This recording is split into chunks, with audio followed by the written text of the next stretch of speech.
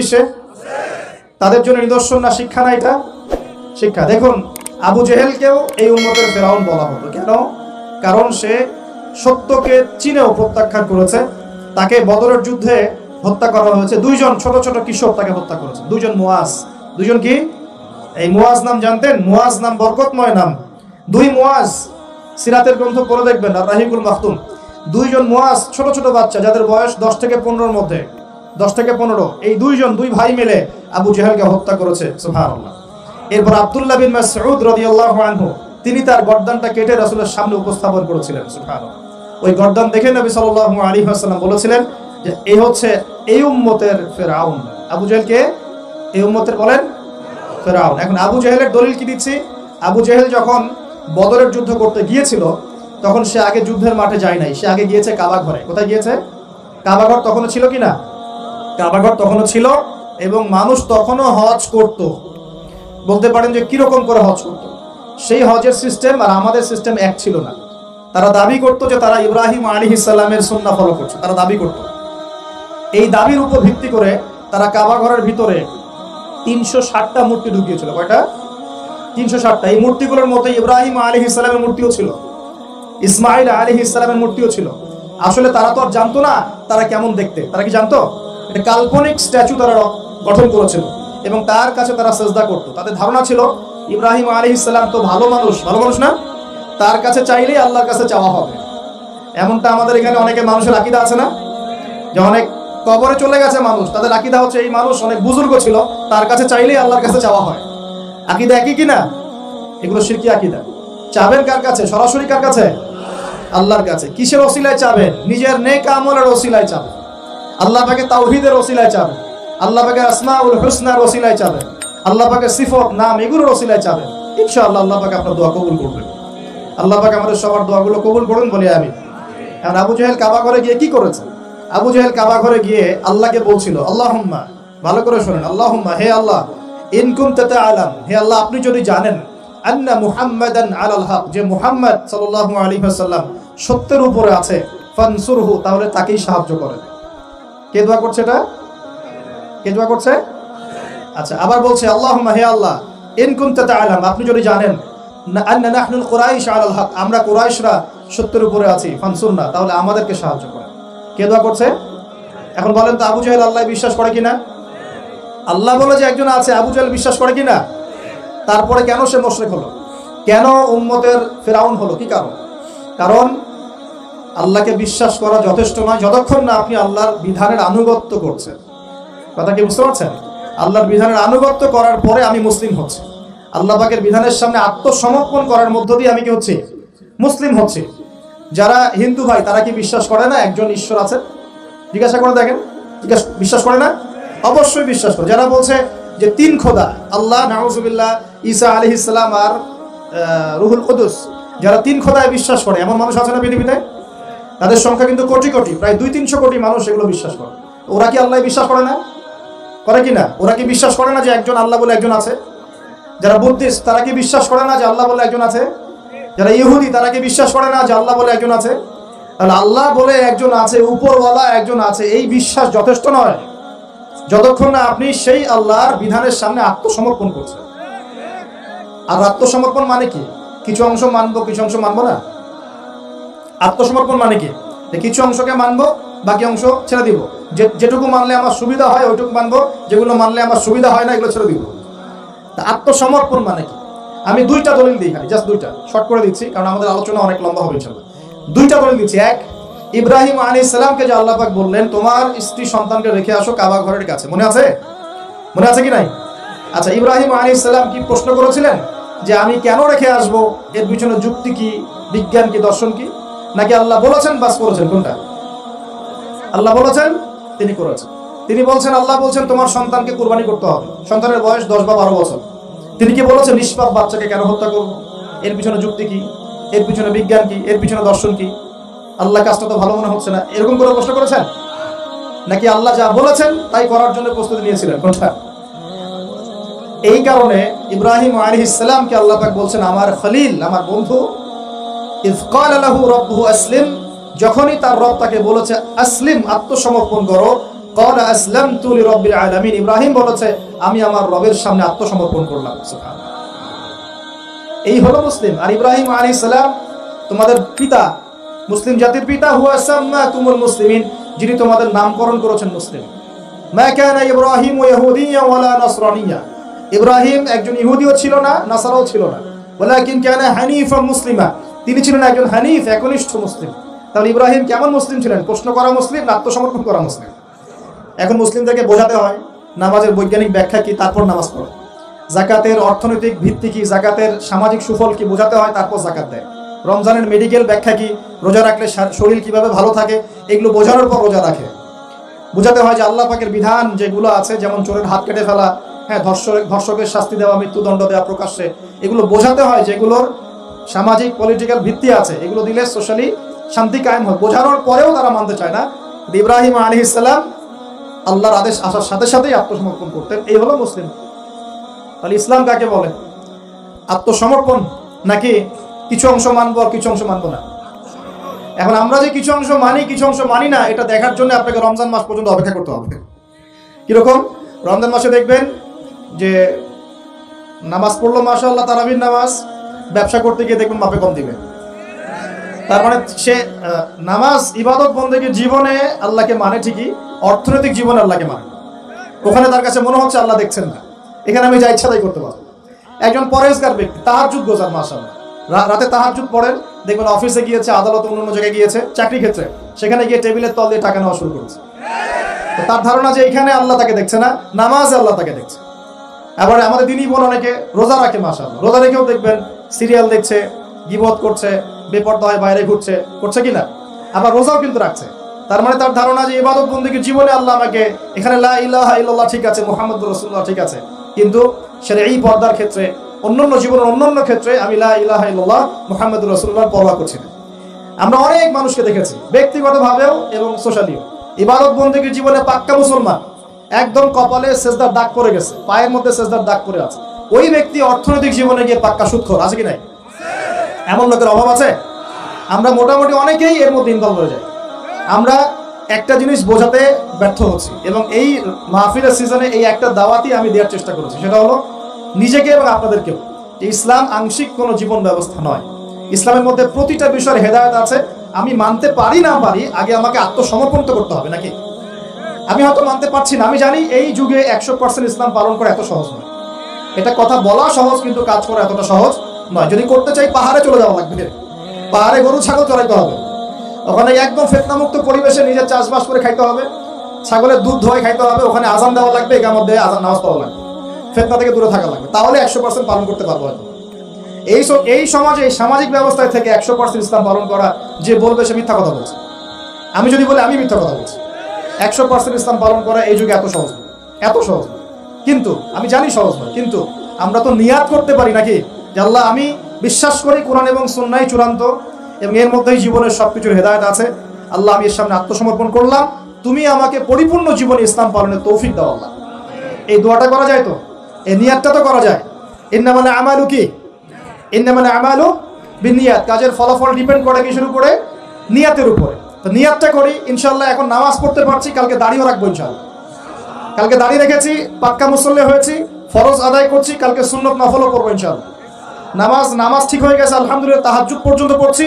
আমার অর্থনৈতিক জীবনে সুদও ছাড়বো ইনশাআল্লাহ, ঘুষও ত্যাগ করবো ইনশাআল্লাহ, অন্যের সম্পদ আত্মসাৎ করাও বন্ধ করবো ইনশাআল্লাহ, দুর্নীতি বন্ধ করবো ইনশাআল্লাহ। আজকে আমি মুসল্লি হয়েছি, আমার পরিবারে পর্দাও কায়েম করবো ইনশাআল্লাহ। আমার পরিবার ঠিক আছে ইনশাআল্লাহ, আমি সামাজিক দায়িত্ব পেয়েছি, আমি আমার সাধ্যমতো সমাজে ইসলাম প্রতিষ্ঠার চেষ্টা করবো ইনশাআল্লাহ। চেষ্টা তো করতে হবে, আল্লাহ পাক চেষ্টা দেখবেন।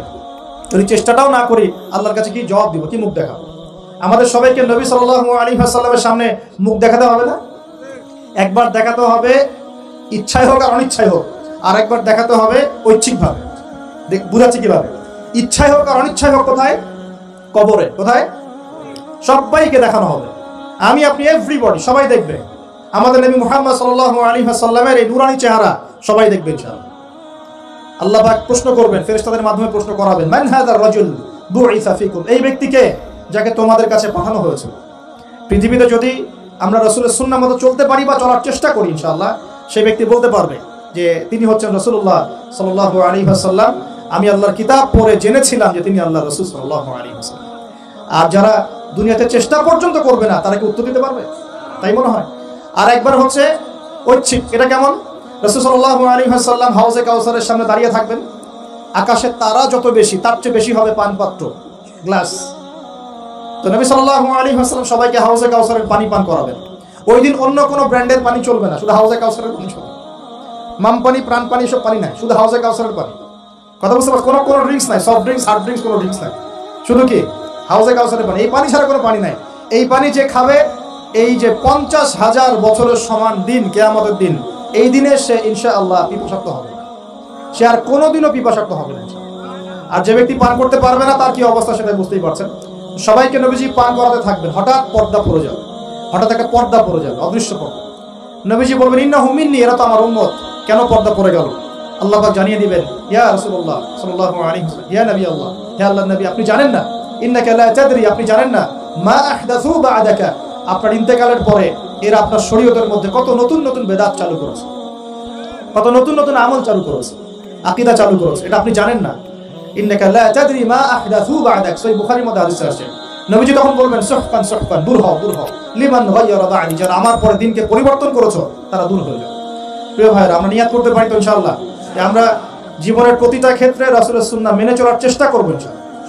এবং ইসলাম মানে আত্মসমর্পণ, আল্লাহর সামনে নিজের ইচ্ছাকে সমর্পণ করে দিব ইনশাআল্লাহ। কতটুকু পারবো না পারবো সেটা পরে, আগে আত্মসমর্পণ করব, ইনশাআল্লাহ আল্লাহ পাক রাস্তা দেখাবেন ইনশাআল্লাহ। বিশ্বাস করেন, যে ব্যক্তি চাইবে আল্লাহর কাছে মন থেকে, আল্লাহ আমি নামাজ পড়ছি, মাশাআল্লাহ আমি পর্দা কায়েম করেছি, আমি কোরআন তেলাওয়াত শিখছি, দিনের ফিকির করছি, দিন প্রচারের চেষ্টা করছি, আল্লাহ আমাকে তুমি সুদও ছাড়ার তৌফিক দাও, আল্লাহ অবশ্যই তাকে তৌফিক দেবেন ইনশাআল্লাহ। যে আল্লাহর কাছে যা চাইবে আল্লাহ পাক তাকে সেটাই দিবেন ইনশাআল্লাহ। একটা প্রবাদ আছে যে মানুষকে সে কারণেই সৃষ্টি করা হয়েছে, যে উদ্দেশ্যে সে, মানে যে গন্তব্যে সে ধাবিত হবে, ওই কারণেই মানুষকে সৃষ্টি করা হয়েছে। যদি আমরা জান্নাতের দিকে ধাবিত হতে চাই, দেখবেন ওই কাজগুলোকে আল্লাহ আপনার জন্য সহজ করে দিয়েছে। এটা হবে ইনশাআল্লাহ। আপনি শুধু একবার মন থেকে আল্লাহর দিকে ফিরে আসেন, আল্লাহ আপনাকে সময় দিবে, আল্লাহ আপনাকে রিজিক দিবে, আল্লাহ আপনাকে ওস্তাদ দিবে, আল্লাহ আপনাকে বন্ধু দিবে, আল্লাহ আপনাকে পরিবেশ দিবে, আল্লাহ আপনাকে দিন শেখা সহজ করে দিবে, হালাল রিজিকের পথ করে দিবেন, নেককার স্ত্রী দিবেন, নেককার সন্তান দিবেন, আল্লাহর পথে কাজ করার ট্র্যাক দিবেন, সবই আল্লাহ ব্যবস্থা করে দিবেন ইনশাআল্লাহ। এইটা ডিপেন্ড করে কার চাওয়া কত প্রগাঢ়, এর উপর ডিপেন্ড করে। যে যত বেশি জোর খাটিয়ে আল্লাহর কাছে চাইতে পারবে, আল্লাহ পাক তাকে তত বেশি দিবেন ইনশাআল্লাহ। তবে দিবেন এটা 100% ফিক্স করে রাখি ইনশাআল্লাহ। আল্লাহ পাক আমাদের সবাইকে পরিপূর্ণ মুসলিম হওয়ার তৌফিক এনায়েত করুন। প্রিয় ভাইরা, যেখানে ছিলাম, আইয়ামে জাহিলিয়াতে এমন শিরক ছিল, 1 নাম্বার। 2, আইয়ামে জাহিলিয়াতে ঠিক এমনই সুদ ছিল। আমাদের সমাজে সুদ আছে না? এরকম সুদ ভিত্তিক অর্থনৈতিক সিস্টেম ছিল আইয়ামে জাহিলিয়াতের মধ্যে। 3 নাম্বার ছিল মাদক। আমাদের সমাজে মাদক আছে না? মাদকের ছড়াছড়ি নাই। এখনকার যুব সমাজে 3টা বড় প্রবলেম। কয়টা? 3টা। একটা হচ্ছে পর্নোগ্রাফি। একটা কি? পর্নোগ্রাফি। অলমোস্ট এভরিবডি, সবাই পর্নোগ্রাফিতে আসক্ত, অলমোস্ট এভরিবডি। 2 নাম্বার হচ্ছে মাদক। এই যে মাদকের সাথে সবাই না হলেও সমাজের একটা বড় অংশের যুব সমাজ কিন্তু আসক্ত হয়ে আছে। 3 নাম্বার হচ্ছে ফ্রি মিক্সিং, মানে নারী পুরুষের অবাধ মেলামেশা। এই সমস্যাগুলো যুব সমাজকে আজকে গ্রাস করে খাচ্ছে। এরপরে আরো কিছু প্রবলেম আছে, যেমন বেকারত্ব, হতাশা, জীবনের উদ্দেশ্য থেকে বিচ্যুত হয়ে যাওয়া, পারিবারিক চাপ, মিউজিক, তারপরে বন্ধুদের, খারাপ বন্ধুদের পাল্লায় পড়া, সঙ্গদোষ, কিশোর গ্যাং, এরকম কিছু প্রবলেমস আছে। তবে যুবকদের সমস্ত প্রবলেমস সলভ করার জন্য আপনারা অনেক ট্র্যাক দেখাতে পারেন। আমি আমার জায়গা থেকে মাত্র 2টা সলিউশন দেবো। কয়টা ভাই? এই 2টার উপর আমল করেন। 40 দিন আমল করবেন। কয়দিন? প্রেসক্রিপশন করছি, মাত্র 40 দিন। যদি 40 দিন আমল করার পরে যুব সমাজ এখান থেকে বের না হতে পারে, তারপরে আমার সাথে যোগাযোগ করেন, আমার কথা বলেন যে ভাই আপনার কথা কাজ হয় না, এটা বলে দেখেন। লক্ষ লক্ষ যুবকের জীবন এভাবে চেঞ্জ হয়েছে, লক্ষ লক্ষ, 1টা 2টা না। ইনশাল্লাহ আপনারটাও হবে ইনশাল্লাহ। লক্ষ লক্ষ যুবকের জীবন পরিবর্তন হয়েছে এবং এমন এমন জায়গায় গিয়ে এই কথাগুলো পড়ছে, আমিও জানি না কোথায় গিয়ে কথাগুলো পড়ছে। আমি জাস্ট 2টা সলিউশন বলবো, অনেক বেশি কথা বলবো। প্রিয় যুবক ভাই, আপনার সলিউশন এই বেকারত্ব, মাদক, মেয়ের প্রতি আসক্তি, হতাশা, চাকরি না পাওয়া, এই যে ব্যাপারগুলো, পারিবারিক চাপ, তারপরে আপনি মাঝে মাঝে হয়তো একটু এগ্রেসিভলি একটু গুন্ডাগার্দি করছেন, নাউজুবিল্লাহ, এই যে প্রবলেমসগুলো, এগুলো সলভ আপনাকে 2টো জিনিস করবে। 1, আপনি জাস্ট 5টা ওয়াক্ত নামাজ জামাতে পড়ার চেষ্টা করেন। একটা 5 ওয়াক্ত মানে 5 ওয়াক্তই, মানে আপনাকে ফজরে উঠতে হবে, এশার নামাজও পড়তে হবে। ফজরে উঠতে হলে যদি আপনাকে সারা রাত জেগে থাকতে হয় তাহলে জেগে থাকবেন, যদি আর্লি ঘুমাতে হয় তাহলে আর্লি ঘুমাবেন। 2টা সলিউশন। মানে এখন তো অনেকেই রাত চলে যায় 3টা, 3:30, 4টা পর্যন্ত জেগে থাকে, কারণ এখন তো দিন রাত হয়ে গেছে, রাত দিন হয়ে গেছে, তাই না? এটা ক্ষেত্র বিশেষে জায়েজ হতে পারে, কিন্তু সবসময় এটা করা যাবে না। যেমন রমজান মাস, দেখা যায় রাতের বেলা অনেকে ইবাদত করে না, একবারে ফজরের নামাজ পড়ে হয়তো জিকির আজকার তেলাওয়াত করে মানুষ ঘুমায়, এটা আলাদা বিষয়, কিন্তু সারা জীবন তো এই কাজটা করা যাবে। তো আর্লি ঘুমানোর চেষ্টা করা ভালো। যদি না পড়েন, যদি আপনার রাত জাগতেই হয়, তাহলে ফজরের নামাজটা পড়ে অ্যাটলিস্ট ঘুমাবেন, ঠিক আছে? 1 নাম্বার 5 ওয়াক্ত নামাজ জামাতে। যদি জামাত না পান বাসায়, যদি জামাত না পান তাহলে পরবর্তীতে কাউকে নিয়ে জামাত করে নেবেন। একবারই পান নাই, ঘুমিয়েছিলেন, কোনো সফরে ছিলেন ইত্যাদি, আপনি একা হলেও পড়ে নেবেন। 5 ওয়াক্ত নামাজ ছাড়বেন না, ওয়াদা করেন আজকে 5 ওয়াক্ত নামাজ কেউ ছাড়বেন না, ওয়াদা করেন। আল্লাহ পাক কবুল করুন, বলি আমিন।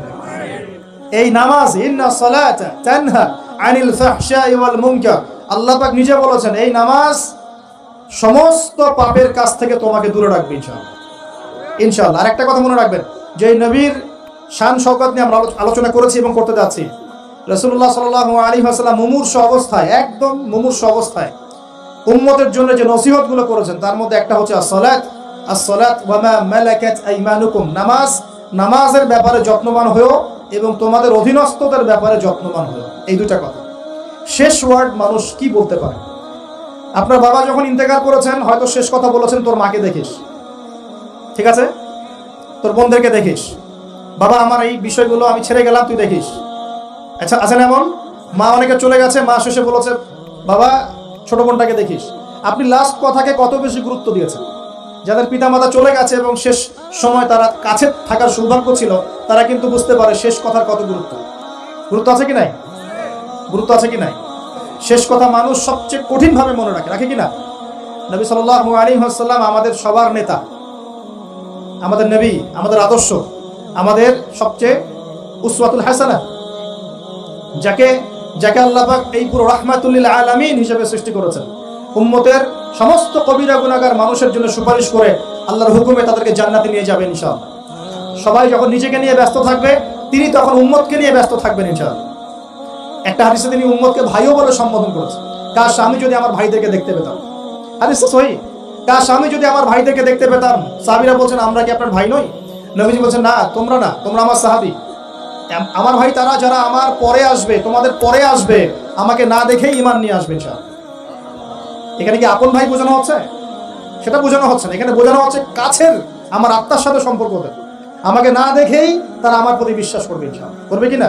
আমরা কি দেখেছি নবীকে?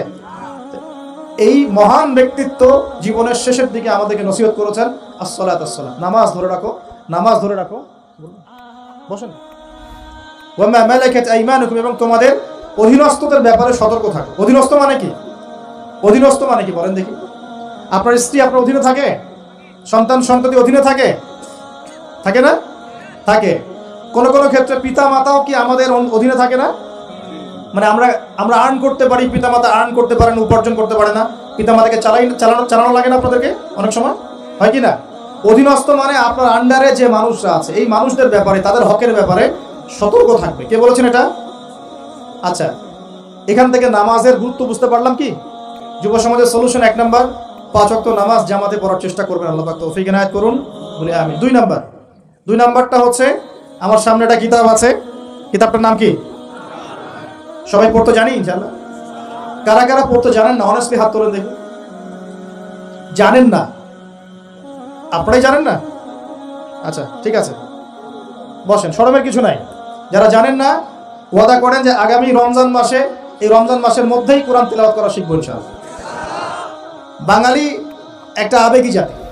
ওই যে বলি, ইস্যু পাগল, মাঝে মাঝে ট্রল করে আর মাঝে মাঝে আবেগে ভাসে। আমাকে বলেন দেখি, আল কোরআনের আলো ঘরে ঘরে জ্বালো, এই স্লোগান তুললেই বাংলার জমিনে একদম ইসলাম কায়েম হয়ে যাবে? কখন ইসলাম কায়েম হবে? যখন আল কোরআনের আলো ঘরে ঘরে জ্বলবে। কখন? যখন প্রত্যেকটা ঘরে ঘরে একটা করে কোরআনওয়ালা মানুষ থাকবে। প্রত্যেক ঘরে ঘরে কি একটা করে হাফেজ আছে? তৈরি করার চ্যালেঞ্জ গ্রহণ করতে হবে। বাংলার প্রতি ঘরে ঘরে একটা করে হাফেজ তৈরি হবে ইনশাআল্লাহ। এটা করলে কি আপনাকে সরকার বাধা দিবে? আপনার নিয়াত করে যদি আপনি সন্তানকে হাফেজ বানান, কেউ বাধা দিবে? কেউ চাপ দিবে? আমরা তো চতুর মুসলিম। কেমন চতুর মুসলিম? আমরা আমাদের সন্তানদের মধ্যে যারা বেশি ট্যালেন্টেড, ওদেরকে দিব আগে জেনারেল লাইনে, আর যার একটু মাথা কম তাকে আমরা পাঠাই দিই মাদ্রাসায়, পাঠাই দিয়ে হচ্ছে আবাসিকে রেখে দিই। থাকতো এখানে, ওকে এখানে পিটাই সোজা করবে।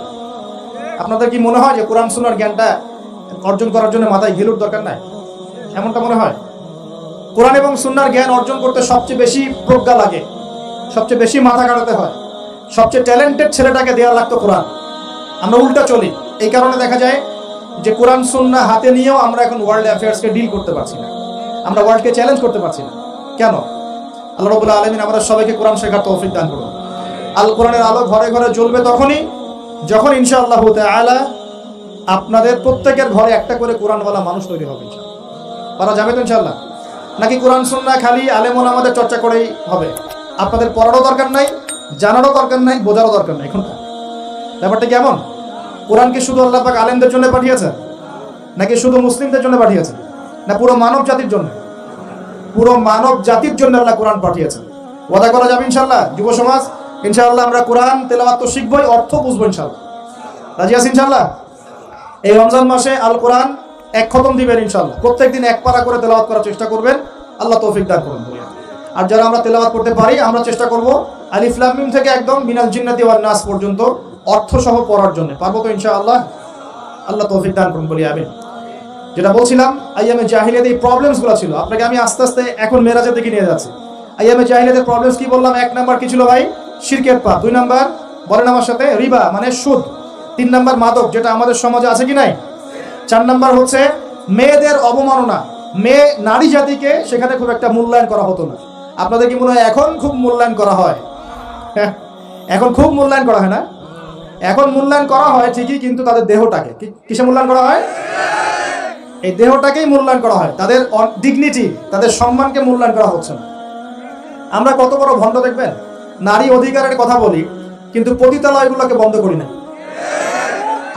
আমরা যদি সত্যি তাদেরকে ভালোবেসে থাকি, তারা যদি আমাদের সমাজের অংশ হয়, আমাদেরই কারো মা, কারো বোন, কারো আত্মীয় হয়ে থাকে, তাহলে আমরা কি আমাদের অর্থ দিয়ে তাদেরকে কর্মসংস্থানের ব্যবস্থা করে দিতে পারতাম না?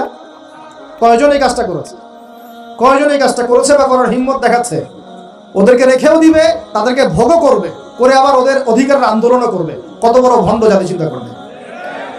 আমরা একটু নিয়াত করতে পারি তো, আমরা আমাদের অর্থ সম্পদ থেকে আমরা প্রয়োজনে আমাদের পলিটিক্যাল পাওয়ার কাজে লাগিয়ে, আমাদের এখানে যারা অনেস্ট মেম্বার, চেয়ারম্যান, এমপি সাহেব থাকবেন, তাদের পলিটিক্যাল পাওয়ারটাকে কাজে লাগিয়ে আমরা আমাদের এলাকাগুলোর মধ্যে সমস্ত অনৈতিক কাজগুলো বন্ধ করে দেব ইনশাআল্লাহ।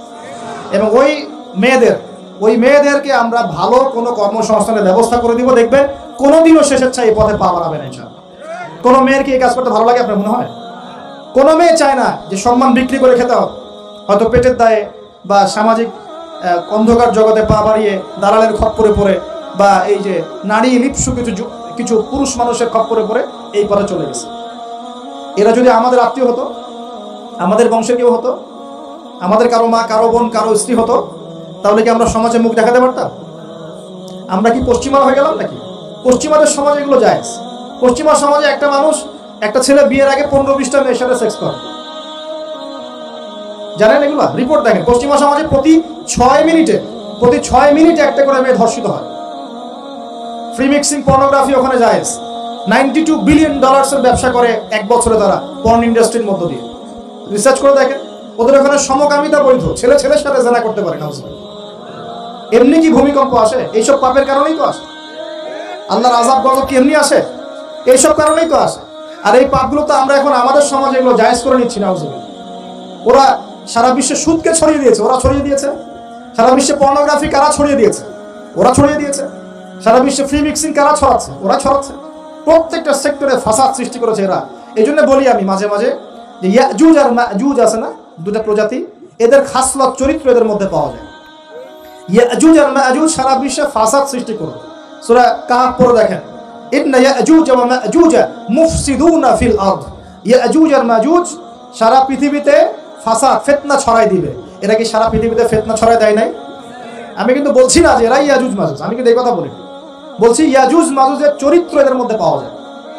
বিশ্বের প্রত্যেকটা জায়গায় ফাসাদ সৃষ্টি করে দিয়েছে। কখন কোন দেশকে কোন দেশের সাথে লাগাই দেওয়া যাবে, কার মধ্যে ফিকশন লাগে অস্ত্র বিক্রি করা যাবে, কোথায় কোন খনি আছে দখল করা যাবে, কোথায় কোন মুসলিম আছে ওদেরকে বোম্বিং করা যাবে, কোথায় কারাগারে নিয়ে মুসলিমদেরকে টর্চার করা যাবে, শান্তিপূর্ণ মুসলিম কান্ট্রির মধ্যে কেমন করে জঙ্গি ইস্যু তৈরি করা যায়, সারাদিন এই ফিকির করে বেড়ায় মাথার মধ্যে।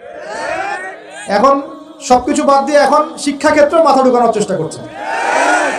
তো এখন দেখেন, আমরা কি পশ্চিমাদের দাসত্ব করব? আমাদের সামনে কোরআন সুন্নাহ নাই। আমরা যদি আমাদের মেধা, আমাদের ঐক্য, আমাদের সম্পদকে কাজে লাগাতে পারি, ওরা আমাদের দাসত্ব করবে ইনশাআল্লাহ। আপনাদের কি মনে হয় এগুলো শুধু স্লোগান দিচ্ছে? 1150 বছর, 1200 বছর এই বিশ্বটাকে মুসলিমরা শাসন করেছে। ইতিহাস পড়ে দেখেন না একটু। রাসূল সাল্লাল্লাহু আলাইহি ওয়াসাল্লামের নবুয়ত থেকে নিয়ে, এই যে মক্কা বিজয় থেকে নিয়ে প্রায় 1100-1200 বছর এই বিশ্বটাকে শাসন করেছে মুসলিমরা। এই ইতিহাসগুলো মুসলিম যুবকদেরকে কারা শেখাবে, কারা বলবে, কে মনে করাই দিবে? বিগত 100 বছরে আজকে আমাদের এই অবস্থা হচ্ছে। কেন হয়েছে? এই যে বললাম, আমরা তাওহীদ থেকে সরে আসছি, সুন্নত থেকে সরে আসছি, আমরা এখন মাদকের পিছনে ছুটছি, আমরা নামাজ ছেড়ে দিয়েছি, কোরআন ছেড়ে দিয়েছি। এই যে দেখেন কতজন মানুষ হাত তুললো যে কোরআন পড়তে পারে না, অথচ সাহাবীদের যুগে মনে হয় মশাল নিয়ে একজনকে খুঁজে পাওয়া যাবে না যে কোরআন পড়তে পারবে। ওই যে আপনার আন্দালুসিয়ার একটা ঘটনা আছে, বাদশাহ মেয়ের বিয়ে দিবে, এখন সবাইকে বলেছে যে আমি মেয়ের বিয়ে দিব, ছেলে খুঁজতেছি, এখন আমি চাই যে একজন হাফেজে কোরআন ছেলের সাথে আমার মেয়ের বিয়ে দিব। যাদের ঘরে হাফেজে কোরআন ছেলে আছে সবাই রাত্রেবেলা মশাল জ্বালাবে, একটা করে মশাল জ্বালিয়ে রাখবে। এখন বাদশা রাতের বেলা গভীর রাতে টাওয়ারের উপর উঠেছে, উঠে দেখে তার রাজ্যের প্রতিটা বাসায় মশাল জ্বলছে, মানে সবাই কোরআনে হাফেজ। পরের দিন শর্ত দিল যে সবাই তো কোরআনে হাফেজ, এখন আমি কার সাথে আমার মেয়ের বিয়ে দেবো? কোরআনের মুফাসসির যারা তার সাথে দিব। পরের দিন যখন উনি টাওয়ারে উঠেছেন, দেখেন যে সব ঘরে মশাল জ্বলছে, এখন সবাই কোরআনে তাফসীর করতে যান। তারপর দিন আরো কঠিন শর্ত দিয়েছে যে হাদিসের উপর গবেষণা কারা করেছে, হাদিস বেত্তা কারা, এবার কোরআন হাফেজ, তাফসীর এবং হাদিস জানে কারা। এবার দেখা গেছে অর্ধেক আলো জ্বলতেছে ঘরে, পুরো দেশের অর্ধেক আলো জ্বলতেছে। এইভাবে প্রায় 8-10টা ধাপে ধাপে তিনি জামাই সিলেক্ট করেছেন। জামাই পেতে এত কষ্ট, সবাই ভালো মানুষ, এর মধ্যে ভালো কোথায় খুঁজে বের করে। তো দেখেন, আমরা যে ইসলাম থেকে সরে আসছি, এই কারণে আজকে বিগত 100 বছরে আমাদের এই অবস্থা হয়েছে। আল্লাহ পাক আমাকে এবং আপনাদের সবাইকে 5 ওয়াক্ত নামাজি বানায় দেন, দোয়া করে নবীর সুন্নতের পাবন বানিয়ে দেন, পরিপূর্ণ ইসলাম পালনের তৌফিক দান করেন, এবং পরিস্থিতি বুঝে ইসলামকে নিয়ে মধ্যম পন্থায় এগিয়ে যাওয়ার তৌফিক দান করেন, এবং শৈথিল্যতাবাদীও হবেন না, চরম পন্থাও যাবেন। এই দুটো পথই খারাপ। এগ্রেসিভলি কিছু করে কোনো লাভ নেই। আর আপোষে, একটা কান্ট্রির মধ্যে, রাষ্ট্রের মধ্যে আপোষে মারামারি কাটাকাটি করে কোনো ফায়দা নেই, বরং উম্মার ঐক্যটা নষ্ট হয়ে যাবে। বরং সবার জন্য শুভ কামনা রাখবেন, সবার জন্য দোয়া করবেন। কারো যদি ভুল হয় সেটাকে গঠনমূলকভাবে মন থেকে মহব্বত নিয়ে ধরায় দেওয়ার চেষ্টা করতে হবে। আল্লাহ রাব্বুল আলামিন আমাদের সবার মধ্যে ঐক্য দান করুন, বলি আমিন। এইরকম সমস্যায় জর্জরিত সমাজে আরেকটা প্রবলেম ছিল গোত্রীয় হানাহানি। 5টা প্রবলেম হচ্ছে: 1 শিরক, 2 নাম্বার মাদক, 3 নাম্বার সুদ, 4 নাম্বার মেয়েদের অবমাননা, আর 5 নাম্বার হচ্ছে আপনার গোত্রীয় হানাহানি, মানে মারামারি কাটাকাটি করতো তারা। এই প্রবলেমসগুলো কি এখনকার যুগে নাই? এখনকার বিশ্বে নাই? আচ্ছা, এরকম একটা সমাজে আমাদের নবীকে আল্লাহ পাক নবী করে পাঠালেন, বলেন সুবহানাল্লাহ। এখন ওই সমাজে থেকেও কি নবীজি পাপের সাথে যুক্ত হয়েছিলেন? তিনি এইরকম পাপে নিমজ্জিত সমাজে থেকেও কোনো পাপের সাথে যুক্ত হন নাই। এবার নবী সাল্লাল্লাহু আলাইহি ওয়াসাল্লাম প্রথম ওহী প্রাপ্ত হলেন সূরা আলাকের প্রথম 5টা আয়াত। আল্লাহ পাক বলেন, ইকরা বিসমি রাব্বিকাল্লাযী খালাক, পড়ুন আপনার রবের নামে যিনি আপনাকে সৃষ্টি করেছেন। নবীজি ওহী প্রাপ্ত হয়ে বাসায় ফিরে আসলেন। বাসায় এসে খাদিজা রাদিয়াল্লাহু আনহাকে বললেন, এই ঘটনা ঘটেছে, গুহার মধ্যে ফেরেশতা একজন এসেছিলেন, আমাকে জোরে চিপে ধরেছেন, ছেড়ে দিয়েছেন, ছেড়ে বলেছেন ইকরা, আপনি পড়ুন। আমি বলেছি মা আনা বিকারি, আমি তো পড়তে জানি না। আবার চিপে ধরেছে, আবার ছেড়ে দিয়েছে, বলছে পড়ুন। নবীজি বলছেন মা আনা বিকারি, আমি তো পড়তে জানি না। আমাদের নবীজি কিন্তু পড়তে জানতেন না। আবারও বলছেন ইকরা, পড়ুন। নবীজি বলছেন মা আনা বিকারি, আমি তো পড়তে জানি না। চতুর্থবার তিনি বলছেন ইকরা বিসমি রাব্বিকাল্লাযী খালাক, খালাকাল ইনসানা মিন আলাক, ইকরা ওয়া রাব্বুকাল আকরাম আল্লাযী আল্লামা বিল কলম, আল্লামাল ইনসানা মা লাম ইয়ালাম। এবার খাদিজা রাদিয়াল্লাহু আনহা তিনি মুসলিম হয়েছেন, তার চাচাতো ভাই ওয়ারাকা বিন নাফেলের কাছে নিয়ে গেছেন। তিনি বলেছেন যে হ্যাঁ, তোমার কাছে যে এসেছিল তার নাম নামুস, মানে জিবরাইল আলাইহিস সালাম। তুমি নবুয়ত পেয়েছো, এখন তোমার এলাকার মানুষ তোমাকে বের করে দিবে। নবীজি বলছেন আমার এলাকার মানুষ আমাকে বের করে দিবে? আওয়া মুখরিজিয়াহুম, তারা কি আমাকে বের করে দিবে? তখন নবীজিকে বলা হচ্ছে হ্যাঁ, এর আগে যার কাছে এই ওহী এসেছে তাকেই তার কম বের করে দিয়েছে। নবীজি দাওয়াতি কাজ করতে থাকলেন। প্রথম 3 বছর গোপন দাওয়াত। কয় বছর? প্রথম 3 বছর গোপনে দাওয়াত। এই 3 বছরে তৈরি হয়েছে আবু বকর সিদ্দিক, আপনার উসমান বিন আফফান, আব্দুর রহমান বিন আউফ, তালহা বিন উবাইদুল্লাহ, জুবাইর বিন আওয়াম, হ্যাঁ, এই যে যায়েদ ইবনে হারেসা, বেলাল আল হাবাশি, এরকম সাহাবী, আব্দুল্লাহ বিন মাসউদ, জাফর ইবনে আবি তালেব, আলী ইবনে আবি তালেব, এমন প্রায় 40 থেকে 80 জন সাহাবী ইসলাম কবুল করেছেন, বলেন আলহামদুলিল্লাহ। এরপর চতুর্থ বছর থেকে প্রকাশ্যে দাওয়াত দেওয়া শুরু হলো। যখনই প্রকাশ্যে দাওয়াত দেওয়া শুরু হলো তখনই নবী সাল্লাল্লাহু আলাইহি ওয়াসাল্লামের প্রতি জুলুম নির্যাতন চাপিয়ে দেওয়া, শারীরিক নির্যাতন, মানসিক নির্যাতন, অর্থনৈতিকভাবে বয়কট করা, হ্যাঁ, তারপরে কখনো কখনো এই যে মাথার উপরে উটের নাড়িভুড়ি চাপিয়ে দেওয়া হয়েছে, কখনো তাকে আঘাত করা হয়েছে, কখনো কি করা হয়েছে সামাজিক্যালি মানে সোশ্যালি বয়কট করা হয়েছে, কখনো তাকে গালিগালাজ করা হয়েছে। আমি দেখেছি তাকে ইন টোটাল প্রায় 15 থেকে 16টা গালি খেতে হয়েছে। আমাদের নবীজিকে, যার সামনেও কোনো গোনা নাই পিছনে কোনো গোনা নাই, এই ব্যক্তিকে জীবনে প্রায় 15 থেকে 16টা গালি খেতে হয়েছে। মানুষ তাকে বলেছে কাযযাব, মিথ্যাবাদী, মহামিথ্যাবাদী, সাহের, জাদুকর, ফারিকুল জামা, ঐক্য বিনষ্টকারী, হ্যাঁ, মজনুন, পাগল, জিনগ্রস্ত ইত্যাদি মানুষ তাকে এসব কথা বলেছে। আমাদের নবীজিকে মানুষ এই কথা বলেছে। এখন আমাদের সমাজে একটা প্রচলন ঘটেছে, সে খারাপ না হলে কি মানুষ এমনি এমনি খারাপ বলে? এরকম আছে না? খারাপ না হলে কি এমনি জুলুম আসে? এরকম বিশ্বাস আমাদের মধ্যে আছে।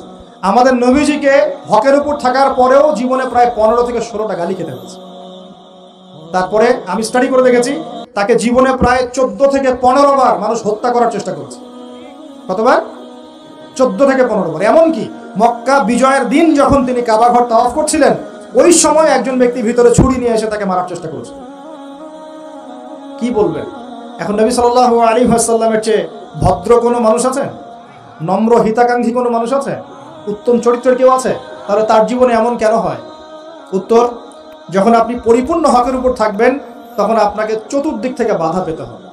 আপনার পরিবার থেকে বাধা আসবে, আপনার বন্ধু মহল থেকে বাধা আসবে, আপনার কোনো সময় দেখা যাবে স্ত্রী শত্রু হয়ে যাচ্ছে, সন্তান শত্রু হয়ে যাচ্ছে, হ্যাঁ, সমাজে আপনি চলতে যাচ্ছেন, সমাজের মানুষ আপনাকে সেভাবে গ্রহণ করছে না, আপনি আনসোশ্যাল হয়ে যাচ্ছেন, অনেক সমস্যা হতে পারে।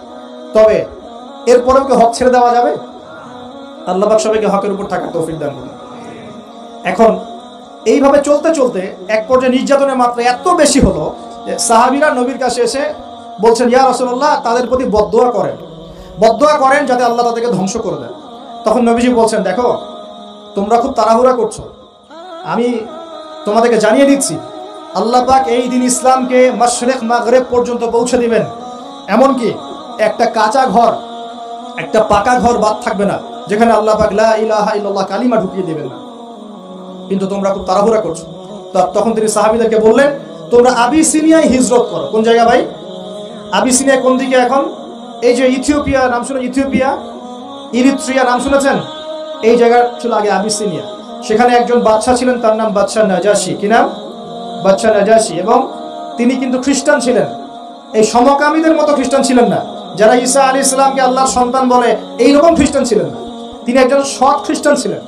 নবীজি নিজে বলেছেন যে বাদশা নাজাশীর দরবারে তোমরা যাও, সেখানে কোনো মানুষ জুলুমের শিকার হয় না। নবী স্টেটমেন্ট দিচ্ছেন তার সম্পর্কে।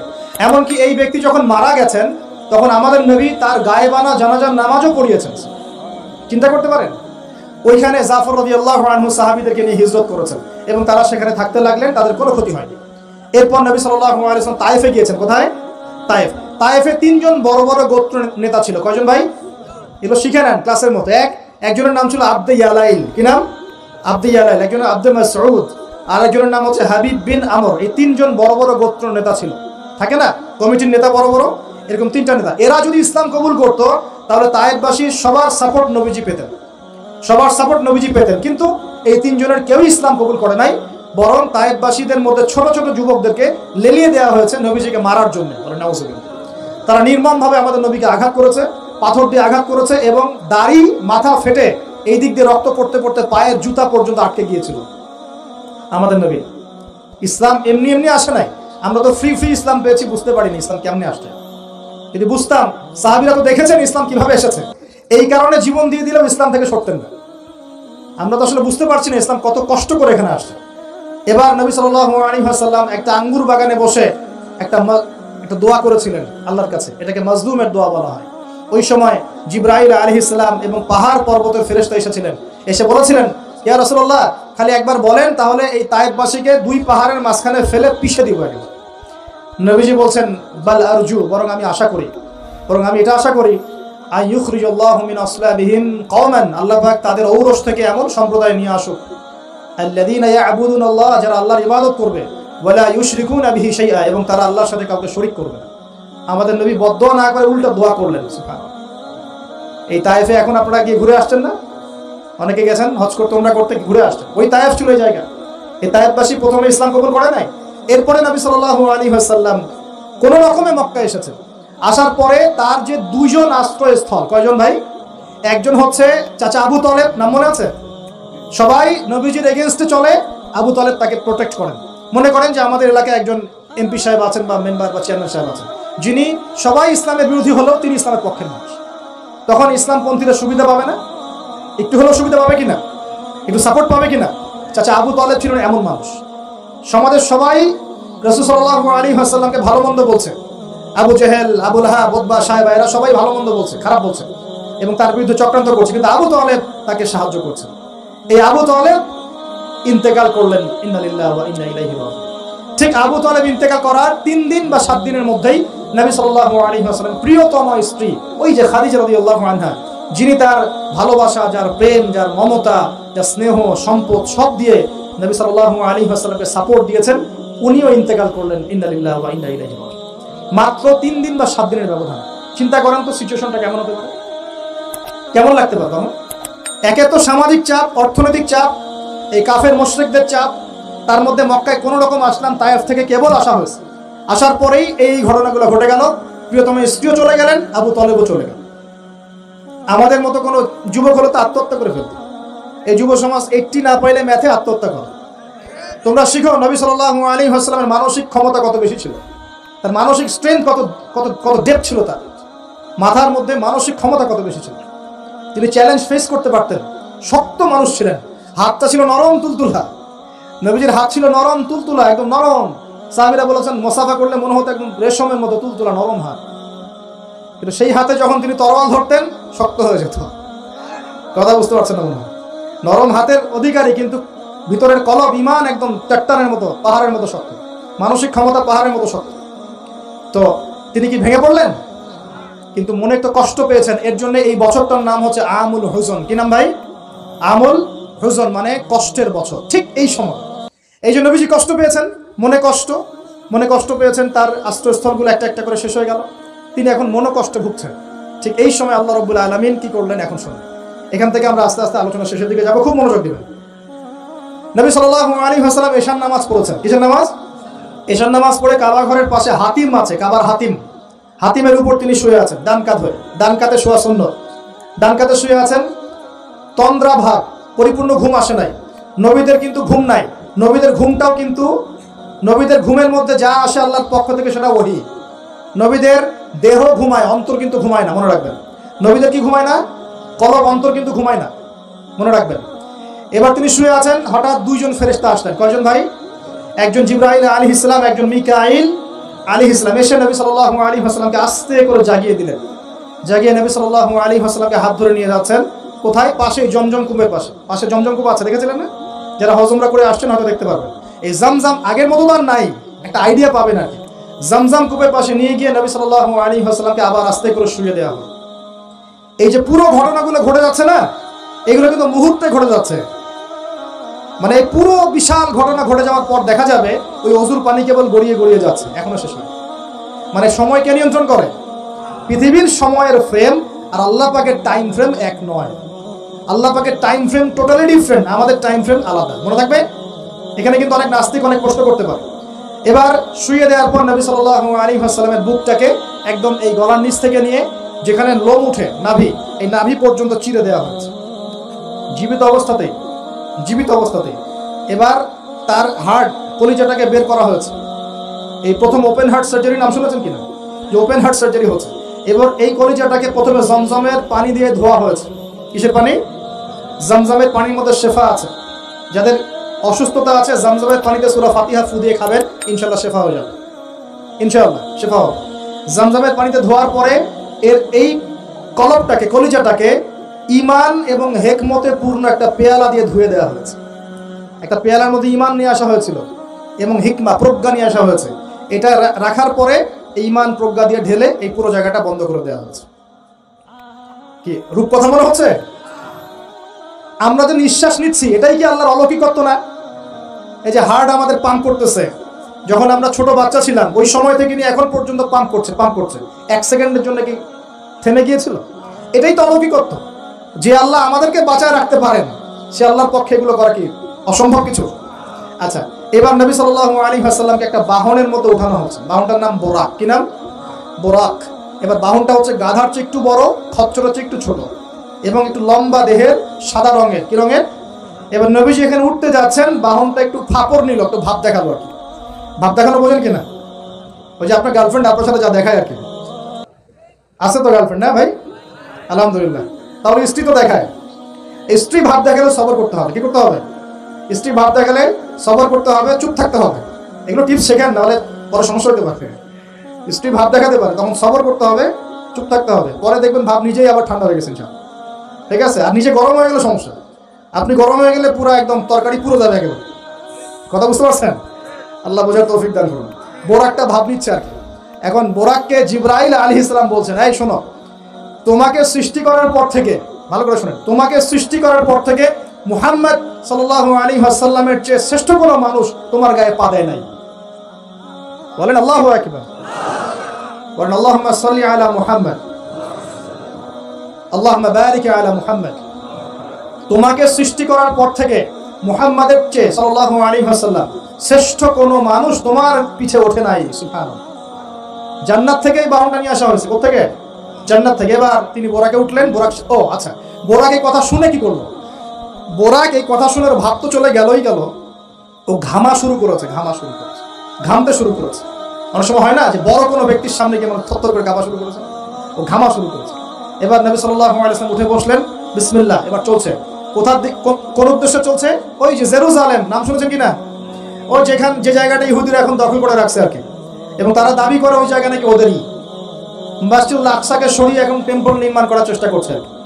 লাস্ট কয়েকদিন দেখলাম যে ওখানে খুব বোম্বিং হচ্ছে, ফিলিস্তিনি ভাই বোনদেরকে মারা হচ্ছে, বাচ্চাদেরকে মারা হচ্ছে, আর বলছে ফিলিস্তিন থেকে দেখলেই গুলি করে মেরে ফেলবে।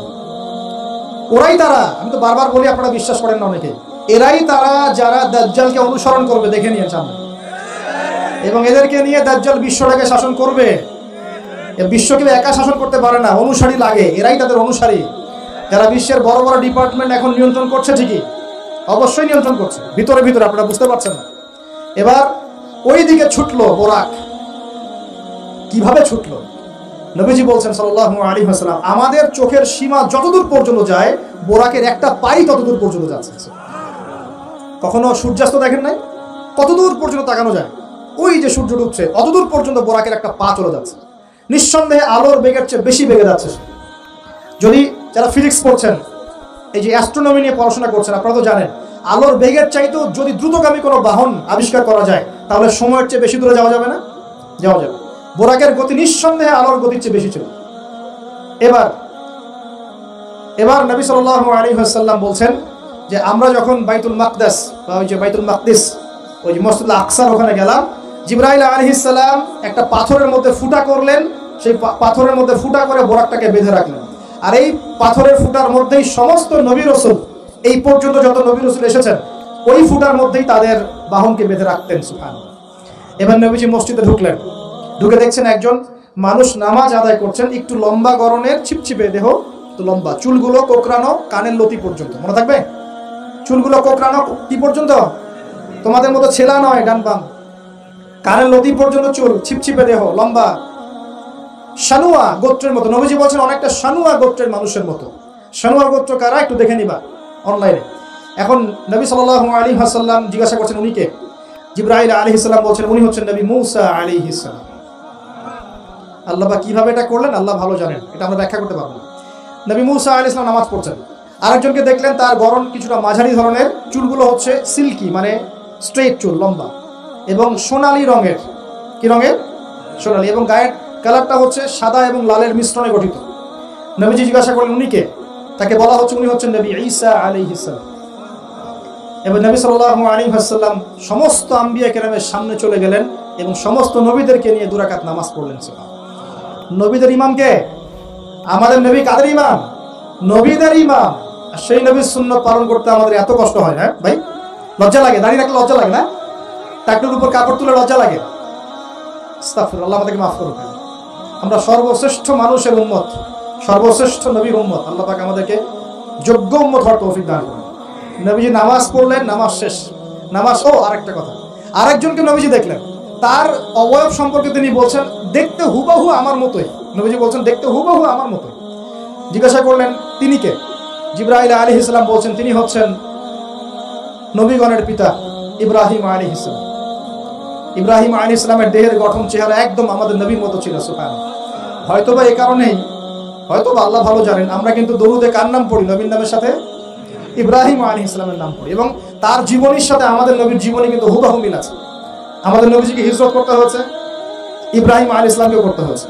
ইব্রাহিম আলাইহিস সালামকে আগুনের পরীক্ষা দেওয়া লাগছে, আমাদের নবীকে বদরে উহুদে পরীক্ষা দেওয়া লাগছে, লাগে নাই? আমাদের নবীকে পাশে ছিলেন স্ত্রী খাদিজা রাদিয়াল্লাহু আনহা, ইব্রাহিম আলাইহিস সালামের পাশে ছিলেন স্ত্রী সারা এবং হাজরা আলাইহিম আসসালাম। মানে টোটালি মিল পাবেন আপনি দেখবেন টোটালি মিল আছে। ওদিকে যাচ্ছি না আমি। এবার নামাজ শেষে নবী সাল্লাল্লাহু আলাইহি ওয়াসাল্লাম আবার বোরাকে উঠলেন। এবার বোরাক উপরে ওঠা শুরু করলো। এই পর্যন্ত যেটা এসেছে এটা হচ্ছে মক্কা থেকে জেরুজালেম পর্যন্ত। এটাকে বলা হয় ইসরা। এটাকে কি বলা হয়? ইসরা, মানে নাইট জার্নি, মানে রাত্রেবেলা নৈশ ভ্রমণ। আর এবার যাচ্ছে এই বাইতুল মাকদাস থেকে উপরের দিকে, এটাকে বলা হয় মেরাজ, মানে ঊর্ধ্বে আরোহণ, ঊর্ধ্বগমন। ঠিক আছে? এবার প্রথম আকাশে যখন পৌঁছালেন, প্রথম আকাশে দরজা আছে, কি আছে? আর প্রথম আকাশ মানে আমরা যে তারা দেখি এগুলো কিন্তু প্রথম আকাশে। ঠিক আছে? প্রথম আকাশ মানে প্রথম মহাকাশ। শুধু এটা নয় যে ওই যে ওজোনোস্ফিয়ার, আয়নোস্ফিয়ার যেটা ভাগ করেছে এগুলো নয়, আমরা যা দেখি এগুলো সব হচ্ছে প্রথম মহাকাশের অংশ। এখানে দরজা আছে একটা, আমরা দেখতে পারি না। এখানে গিয়ে জিবরাইল আলাইহিস সালাম দাঁড়িয়ে গেলেন, নবী সাল্লাল্লাহু আলাইহি ওয়াসাল্লাম দাঁড়িয়ে গেলেন। ওই দিক থেকে আওয়াজ আসছে যে কে? জিবরাইল আলাইহিস সালাম বলছেন যে আমি জিবরিল। আপনার সাথে কে?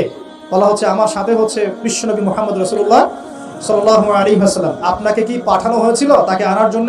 তিনি বলছেন হ্যাঁ। তিনি বলেছেন হ্যাঁ, বাস হ্যাঁ, কারণ তিনি সাদিকুল আমিন। এবার দরজা খুলে দেওয়া হলো, তিনি ভিতরে ঢুকলেন, দেখলেন সেখানে একজন ব্যক্তি যিনি মাশাআল্লাহ ডান দিকে তাকাচ্ছেন, ডান দিকে অনেক আদম সন্তানের আকৃতি আছে, ডান দিকে তাকাচ্ছেন হাসছেন, বাম দিকে তাকাচ্ছেন, বাম দিকে অনেক আদম সন্তানের আকৃতি আছে, বাম দিকে তাকিয়ে কাঁদছেন। নবী সাল্লাল্লাহু আলাইহি ওয়াসাল্লাম বললেন উনি কে?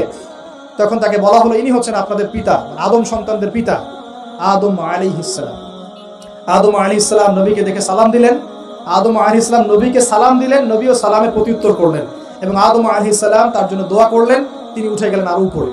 এবার দ্বিতীয় মহাকাশে যখন চলে গেছেন, এই দ্বিতীয় মহাকাশ পর্যন্ত সায়েন্স যেতে পারে না, কেউই পারেনি, আল্লাহ রাসূল সাল্লাল্লাহু আলাইহি ওয়াসাল্লাম ছাড়া।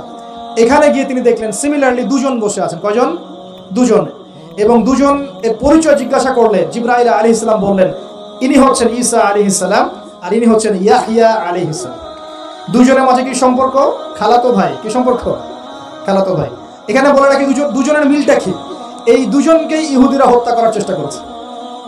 ঈসা আলাইহিস সালাম এবং ইয়াহইয়া আলাইহিস সালাম উভয়কেই কারা হত্যা করার চেষ্টা করেছে? ইয়াহইয়া আলাইহিস সালামকে তো হত্যা করেই ফেলেছিল, আর ঈসা আলাইহিস সালামকে হত্যা করার চেষ্টা করেছিল, কিন্তু আল্লাহ পাক সেটা হতে দেন নাই। আল্লাহ পাক তাকে উঠিয়ে নিয়েছে। তিনি আবার আসবেন কিনা? কোথায় আসবেন? সিরিয়ায়। কেন আসবেন? কারণ তিনি এই পৃথিবী থেকে দাজ্জাল এবং তার সমস্ত বাহিনীকে মেরে ফেলবেন ইনশাআল্লাহ, এবং প্যালেস্টাইন থেকে সারা বিশ্বে 40 বছর রাজত্ব করবেন ইনশাআল্লাহ। এটা হবে কিনা? বিশ্বাস আছে তো ইনশাআল্লাহ? এটা হবে ইনশাআল্লাহ। এরপর সামনে যান, তৃতীয় আসমানে উঠলেন। সেখানে দেখছেন একজন ব্যক্তি যাকে এই পৃথিবীর অর্ধেক সৌন্দর্য দেয়া হয়েছে। নবীজি বললেন তিনি কি এত অপরূপ সুন্দর? তখন নবী সাল্লাল্লাহু আলাইহি ওয়াসাল্লামকে বলা হচ্ছে তিনি হচ্ছেন ইউসুফ আলাইহিস সালাম, যাকে এই পৃথিবীর অর্ধেক সৌন্দর্য দেয়া হয়েছে। আমরা সূরা ইউসুফ পড়ি আর মনে করি এটা হচ্ছে ইউসুফ জুলাইখার ঘটনা, তাই না ভাই? আসলে এখানে প্রেম কাহিনী কার? এখানে প্রেম কাহিনী হচ্ছে ইউসুফ আলাইহিস সালাম এবং তার বাবার। ভালো করে পড়ে দেখবেন, এখানে বাবা এবং ছেলের মহব্বতের কাহিনী বর্ণিত হচ্ছে।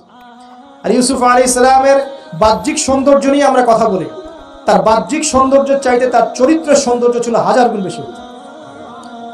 জেনার অপবাদ দিয়েছে তাকে মানুষ, তিনি নির্দোষ হয়েও বিনা অপরাধে 12 বছর জেল খেটেছেন, তারপরেও তিনি অন্যায় পথে পা বাড়ান নাই, বাড়িয়েছেন। আল্লাহ পাক আমাদেরকে এগুলো বোঝার তৌফিক দান। আরো উপরে উঠলেন, চতুর্থ আসমানে উঠে দেখছেন এখানে আরেকজন একইভাবে আছেন, তার নাম হচ্ছে কি বলেন? ইদ্রিস আলাইহিস সালাম। কি নাম? ইদ্রিস আলাইহিস সালাম। তিনি চতুর্থ আসমানে অপেক্ষা। একইভাবে সবার সাথে কথাবার্তা হলো, সালাম বিনিময় করা হলো, মোবারকের দোয়া করলেন, তিনি আবার উঠে গেলেন। পঞ্চম আসমানে উঠে তিনি দেখছেন ওই ইচ্ছে নবী মুসা আলাইহিস সালাম। কোন নবী? নবী মুসা আলাইহিস সালাম। সবাই সালাম দিচ্ছেন, একইভাবে কথাবার্তা হচ্ছে। ষষ্ঠ আসমানে উঠে দেখছেন হারুন আলাইহিস সালাম, মুসা আলাইহিস সালামের ভাই, মনে আছে? হারুন আলাইহিস সালাম, যিনি ফেরাউনের কাছে দাওয়াত নিয়ে গিয়েছিলেন, মুসা আলাইহিস সালামের সাথে ছিলেন। সপ্তম আসমানে উঠে তিনি দেখছেন একজন ব্যক্তি যার চেহারা একদম নবীর মতোই, বাইতুল মামুর নামে একটা জায়গা আছে, এই জায়গায় হেলান দিয়ে বসে আছে। নবীজি বললেন, উনি কে? জিবরাইল আলাইহিস সালাম বলছেন, উনি হচ্ছেন আপনার নবীদের সবার পিতা ইব্রাহিম আলাইহিস সালাম। ইব্রাহিম আলাইহিস সালামের আশপাশে অনেক ছোট ছোট বাচ্চা আছে, অনেক ছোট ছোট বাচ্চা। এই বাচ্চাগুলো কারা? এই যে মুসলিম অমুসলিমদের যাদের একদম নাবালক শিশুরা যারা মারা যায়, ওরা কি পাপ করেছে?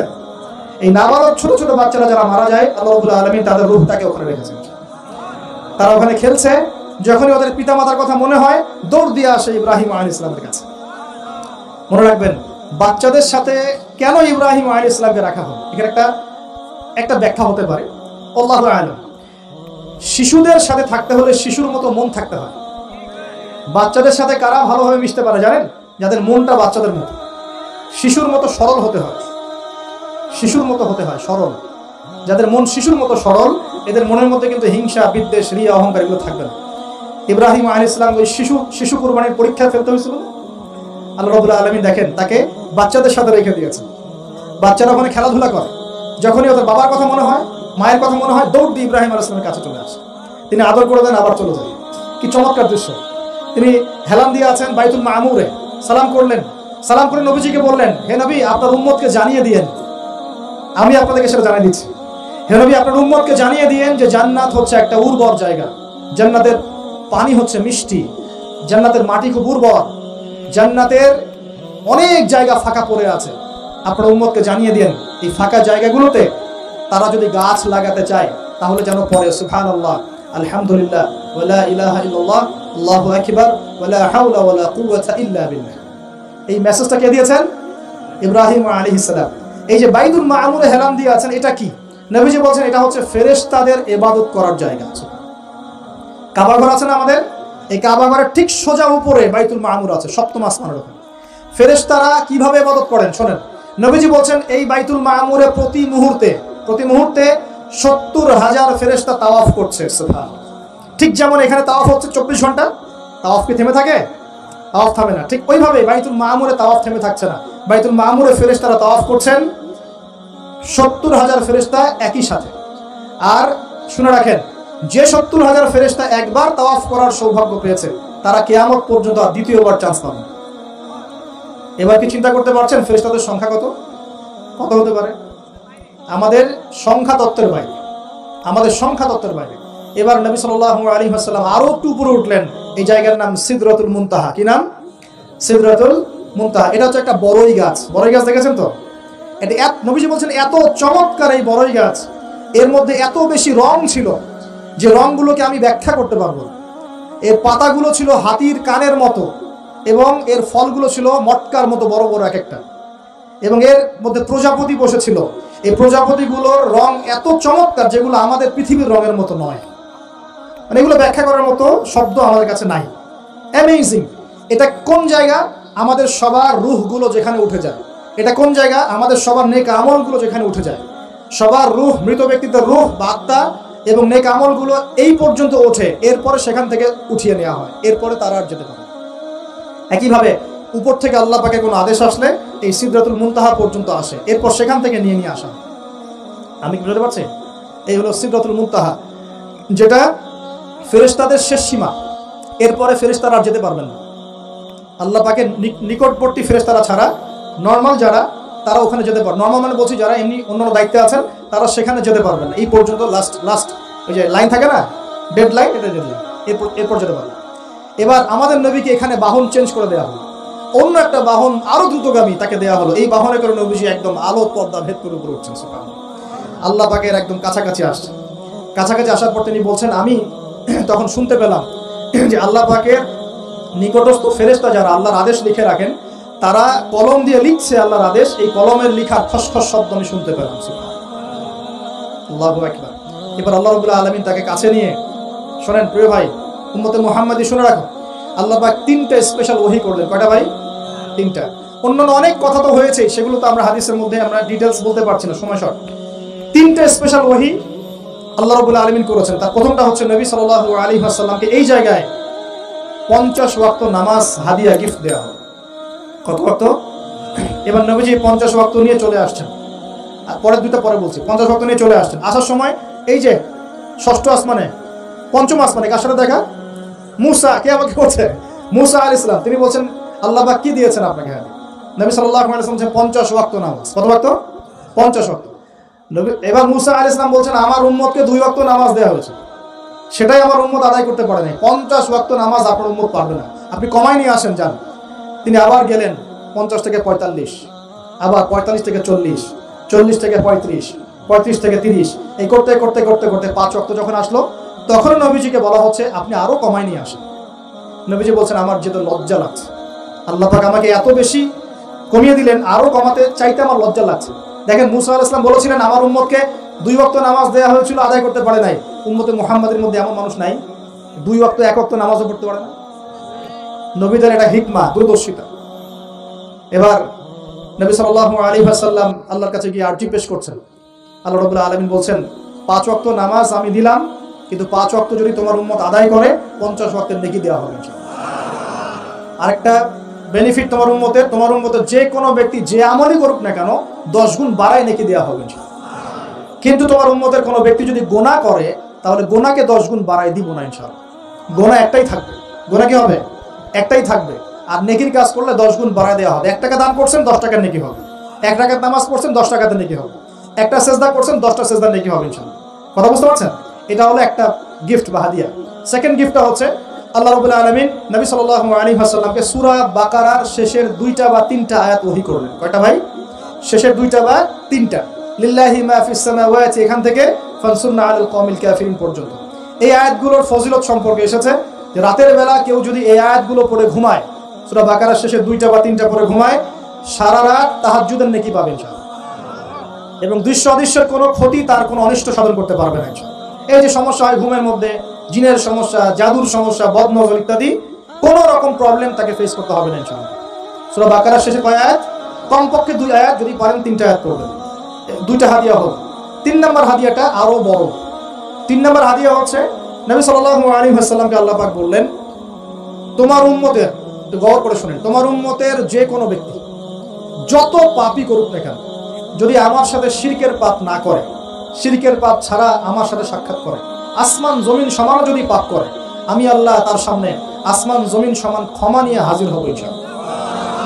এই উম্মতের যে কোনো ব্যক্তি খালি লা ইলাহা ইল্লাল্লাহ মুখ দিয়ে পড়েছে, ইসলামের সামনে আত্মসমর্পণ করেছে এবং শিরক মুক্ত আমল করেছে, বেদাত মুক্ত আমল করেছে, ঠিক আছে, তার যত বড় বড় পাপই থাকুক না কেন ইনশাআল্লাহ আল্লাহ পাক কোনো না কোনো ওসিলায় সেই পাপ মাফ করে দেবে ইনশাআল্লাহ। এটা একদম লিখিত হয়ে গেছে। জান্নাতীদের 120 কাতার হবে, এই 120 কাতার মানুষের মধ্যে 80 কাতার হবে উম্মতে মুহাম্মাদের মধ্যে। আমরা কি শিরক মুক্ত আমল করতে পারবো না ভাই? সাহাবীরা অবাক হয়ে বলছেন যদি সে চুরি করে, যদি সে জেনা করে, নবীজি বলছেন যদি সে চুরিও করে, যদি সে জেনাও করে, তবুও তাওহীদ ঠিক থাকলে জান্নাতে চলে যাবে। এমনকি তাওহীদ ঠিক করে চুরি করা শুরু করবো? তাওহীদ ঠিক করে কি জেনা করা শুরু করবো? এখানে আল্লাহ পাকের তাওহীদের গুরুত্ব বোঝানো হয়েছে। আর যে ব্যক্তি প্রকৃত তাওহীদে থাকবে সে কি জেনা করতে পারবে? আল্লাহ পাক আমাদের সবাইকে 3টা হাদিয়া গ্রহণ করার তৌফিক দান করুন। আমার সাথে বলেন 50 ওয়াক্ত নামাজ মানে 5 ওয়াক্তই। 5 ওয়াক্ত মানেই 50 ওয়াক্ত। 1 ওয়াক্ত পড়ছি মানে 5 ওয়াক্ত পড়ছি। 1 ওয়াক্ত পড়ছি মানে 10 ওয়াক্ত পড়ছি। 1 ওয়াক্ত পড়ছি মানে 10 ওয়াক্ত পড়ছি। আমরা কিন্তু 50 ওয়াক্তের নেকিই পাচ্ছি ইনশাআল্লাহ। আমরা সবাই 5 ওয়াক্ত নামাজের হেফাজত করতে পারবো ইনশাআল্লাহ। আল্লাহ পাক তৌফিক এনায়েত করুন, আমিন। আমরা কি সূরা বাকারার শেষের আয়াতগুলো মুখস্থ করতে পারবো ইনশাআল্লাহ? প্রত্যেক রাতে আমল করবো তো ইনশাআল্লাহ। আর শিরক মুক্ত আমল করার চেষ্টা করবো ইনশাআল্লাহ। একটা বই পড়বেন কিতাবুত তাওহীদ, শিরক সম্পর্কে জানতে পারবেন ইনশাআল্লাহ। আল্লাহ পাক তৌফিক দান করুন। এবার নবীজি আসছেন, একটু শেষের দিকে মনোযোগ দেন, মনোযোগ হারান না, আর কিছু কথা বাকি আছে। নবীজি এবার আসছেন, আসার সময় তাকে জান্নাত জাহান্নাম দেখানো হয়েছে। কি দেখানো হয়েছে? জান্নাত এবং জাহান্নাম। নবীজি বলছেন আমি জান্নাতকে দেখলাম, বিশৃঙ্খলা করেন না, আমি জান্নাতকে দেখলাম, জান্নাতকে দেখলাম, জান্নাতকে ঘিরে রাখা হয়েছে কষ্ট, ক্লেশ এগুলো দিয়ে। মানে জান্নাতটা ঘেরা আছে কষ্ট দিয়ে, মানে জান্নাতে যেতে হলে কষ্ট করতে হবে, ঠিক আছে? ফজরের নামাজ উঠতে কষ্ট হয় না? সুদ ছেড়ে দেবো, একটা কষ্ট লাগতেছে না? কষ্ট হবে। আল্লাহর পথে চলতে হলে কিন্তু কষ্ট হবে, মানুষ ভালো মন্দ বলবে, অনেক সমস্যা। জান্নাতকে ঘেরা হয়েছে কষ্ট দিয়ে, আর জাহান্নামকে ঘেরা হয়েছে প্রবৃত্তির দাসত্ব দিয়ে। মন যাচাই তাই করার নাম প্রবৃত্তি। মন চাচ্ছে মদ খাইলেন, মন চাচ্ছে জেনা করলেন, মন চাচ্ছে সুদ খাইলেন, মন যা চায় তা দিয়ে জাহান্নামকে ঘেরা হচ্ছে। এবার নবীজি বলছেন জাহান্নামে আমি উকি মেরে দেখেছি, জাহান্নামে দেখেছি বেশিরভাগ অধিবাসী, জাহান্নামের বেশিরভাগ মানুষ হচ্ছে উম্মতে মুহাম্মাদের নারী জাতি। বলেন নাউজুবিল্লাহ। এই নারী জাতি মানে আমার বোন, আপনার মা, আপনার স্ত্রী, আমার বোন, আমার মা, আমার স্ত্রী, আমাদেরই তো। নারী কি আমাদের বাইরে? কেন তারা জাহান্নামে যাবে? নবীজি বলছেন কয়েকটা কারণ। এক, তারা বেশি বেশি লানত এবং অভিশাপ করে। এক। দুই, তারা এমন কিছু কাপড় পরে শেষ জামানায় বাইরে ঘুরবে যে কাপড়গুলো পরেও তারা নগ্ন থাকবে, দুই, অর্থাৎ বেপরদামির কারণে। তিন, তারা বুক পিঠ চাপড়ায়, প্রলাপ বিলাপ করে, এটা একটা কারণ। চার, তারা স্বামীর সাথে কখনো কখনো কুফরি করে। কেমন? স্বামী সারা জীবন যদি তাদের ভরণ পোষণ ভালোবাসা দিয়ে যায়, কোনো একদিন যদি কোনো সমস্যা সৃষ্টি হয় বলবে যে সারা জীবন তোমার কাছে কিছুই পাইলাম। এই সব কিছুর ঊর্ধ্বে একটা কারণ আছে, এই সব কিছুর ঊর্ধ্বে একটা কারণ আছে, সেটা হলো, শোনেন, তাদের উদ্ধত মস্তকটা আল্লাহ পাকের বিধানের সামনে সহজে অবনত হতে পারে না, চায় না। এগুলো কিন্তু সব মেয়েদের জন্য নয়, উম্মতে মুহাম্মাদির একটা অংশের মেয়েদের জন্য আল্লাহ নবী এইসব কথা বলেছেন। আবার এমনও মেয়ে আছে, শোনেন, এমনও মেয়ে আছে যারা ইমান আমল টিকে রাখার জন্য না খেয়ে থাকতেও রাজি আছে। এমনও মেয়ে আছে, এমনও বহু দিনী বোন, দিনী মেয়ে আছে আমাদের সমাজে যারা ইমান আমল ধরে রাখতে চায়, পরিবার তাকে রাখতে দেয় না। ফেরাউনের ঘরে থেকেও একজন মেয়ে জান্নাতে গিয়েছে, গেছে কিনা? গেছে। অতএব আমরাও যে দুধে দেওয়া তুলসী পাতা এমন নই, আমাদের মধ্যে বহু খারাপই আছে। কিন্তু নবীজি এখানে স্পেশালি বলেছেন যে শেষ জামানার মেয়েরা, নিসাউন কাসিয়াতুন আরিয়া, যারা কাপড় পরে নগ্ন থাকবে, মহিলাতুন নামিলা, যারা অন্যকে আকৃষ্ট করবে, অন্যটিকে আকৃষ্ট হবে, এরা জান্নাতে যাবে না, জান্নাতের গন্ধ পাবে না। নবীজি বলেছেন আমি জাহান্নামে দেখেছি বেশিরভাগ নারী জাতি। এখানে আমার মা, আমার বোন, আপনার মা, আপনার বোনের সতর্ক হওয়ার কি হেদায়েত আছে কি নাই? আর এই মেয়েদেরকে চালাই কি আমরা না অন্য কেউ? আমরাই তো আমাদের পরিবারকে চালাই কি না? আমরাই তো খাওয়াই পড়ে নাকি? তাহলে আমাদের পরিবারের বোনেরা কি পর্দা করতে পারবে না? প্রতিষ্ঠা করতে পারবেন না? পরিবারের আমাদের মায়েরা, বোনেরা, স্ত্রীরা পর্দা করবে না? এই দায়িত্ব আমাদের না? পরিবারের কর্তা আমরা নই? আল্লাহ কি আমাদেরকে জিজ্ঞাসা করবেন না? অতএব আমরাও যেন সতর্ক হয়ে যাই, আল্লাহ পাক তৌফিক দান করুন। এই জন্য বলি, বিয়ে করতে হলে আগে দিনদারিতা দেখবেন, তারপর বিয়ে করবেন। দুনিয়াদারিতা দেখে বিয়ে করলে পরে পস্তাবেন। ছেলে মেয়ে উভয়ের প্রতি একই নসিহত। বিয়ে করতে যদি হয়, বিয়ে যদি করতেই হয়, তাহলে দিনদারিতা দেখে বিয়ে করবেন। তারপর দেখবেন যে মেয়ের বংশ কেমন, সৌন্দর্য কেমন, এই সেই পরে দেখবেন। আগে দেখবেন দিনদারিতা ঠিক আছে কিনা। ছেলের ক্ষেত্রে একই বিধান। আগে দেখতে চান না কত বড় চাকরি করে, কত প্রপার্টিজ আছে, কত বড় বাড়ি, এগুলো পরে দেখবেন। আগে দেখবেন ছেলে নামাজ পড়ে কিনা, ছেলের মধ্যে সুন্নত আছে কিনা, এইগুলো আগে দেখবেন। এই বিয়ে নিয়ে প্রচুর জাহিলিয়াত সমাজে আছে, এই কারণেই পরিবারগুলো এখন ভেঙে যাচ্ছে। আল্লাহ পাক আমাদেরকে সুন্নাহ মেনে চলার তৌফিক দান করুন, বলি আমি। নবীজি এখানে বলেছেন আমি জাহান্নামে দেখেছি বেশিরভাগ অধিবাসী নারী জাতি। আমাদের বোনদেরকে রিকোয়েস্ট করবো, সতর্ক হয়ে যান, আল্লাহর ওয়াস্তে সতর্ক হয়ে যান। কেন? শোনেন, কেন নবীজি বললেন, এই পয়েন্টটা একটু ভালো করে বোঝেন। কেন নবীজি এই উম্মতের মধ্যে বেশিরভাগ মেয়েকে জাহান্নামী বললেন? আপনি একটু চিন্তা করেন তো, এই উম্মতের মধ্যে কি এমন হয়েছে, এই উম্মতের মেয়েদের সাথে কি এমন হয়েছে যার ফলে মেয়েদেরকে আর ঘরে রাখা যায় না, সব বাইরে চলে আসতেছে? কি হয়েছে এই উম্মতের মেয়েদের? এই প্রবলেম তো আগে 200-500 বছর আগে ছিল না। 500 বছর আগে আপনি কি কোনো মেয়েকে দেখেছেন আমাদের মেয়েদের মতো বেপর্দায় সারা রাস্তাঘাট, গ্রামগঞ্জ, একদম অফিস আদালত, বাজার ঘাট সব ঘুরে বেড়াচ্ছে? দেখেছেন 500 বছর আগে, 300 বছর আগে, 200 বছর আগে? লাস্ট সমসাময়িক সময় কি এমন হলো যে মেয়েদেরকে আর ঘরে রাখা যায় না? আমি একটা শব্দ বলে দিই, বাসায় গিয়ে রিসার্চ করবেন, সব বলে দিব না। লাস্ট 100-200-300 বছরে একটা মুভমেন্ট, একটা আদর্শ ছড়িয়ে পড়েছে বিশ্বের বুকে, তার নাম হলো ফেমিনিস্ট রেভলিউশন। মনে থাকবে, ফেমিনিস্ট রেভলিউশন। এটা নিয়ে ঘাটাঘাটি করেন, বুঝতে পারবেন কেন জাহান্নামের বেশিরভাগ অধিবাসী জাহান্নামে যাবে, নারীরা কেন জাহান্নামে যাবে বেশি বেশি। এই মুভমেন্টটা নিয়ে পড়াশোনা করলেই বুঝতে পারবেন। আল্লাহ পাক আমাদেরকে বোঝার তৌফিক দান করুন, অন্তরের চোখ খোলার তৌফিক দান করুন। নবীজি আরো বলছেন আমি জাহান্নামে গেলাম, জাহান্নাম আমাকে দেখানো হলো, এবং সেখানে আমি একজন ফেরেশতাকে দেখলাম। কি দেখলাম? এই ফেরেশতা আমাকে দেখে হাসে নাই। সবাই মনোযোগ দেন, মেরাজের রাতের সবাই নবী সাল্লাল্লাহু আলাইহি ওয়াসাল্লামের সাথে হাসি মুখে সাক্ষাৎ করেছেন, এই ফেরেশতা বাদ দিয়ে। নবীজি বললেন জিবরাইল আলাইহিস সালামকে, সে এত গম্ভীর কেন, তার চেহারা হাসি নাই কেন? জিবরাইল আলাইহিস সালাম বলছেন যখন থেকে আল্লাহ পাক তাকে জাহান্নামের দায়িত্ব দিয়েছেন, যেদিন থেকে আল্লাহ পাক এই ফেরেশতাকে জাহান্নামের দায়িত্ব দিয়েছেন, ওই দিন থেকে তার চেহারার হাসি চলে গেছে। আর কিছু বলতে হবে? কেন হাসি চলে গেল? খুশিতে? জাহান্নামে আল্লাহ পাকের আযাব এবং এই আযাবের দায়িত্ব পালন করতে গিয়ে তার চেহারা থেকে হাসি চলে গেছে। নবীজি জানালেন তার নাম হচ্ছে মালিক। কি নাম?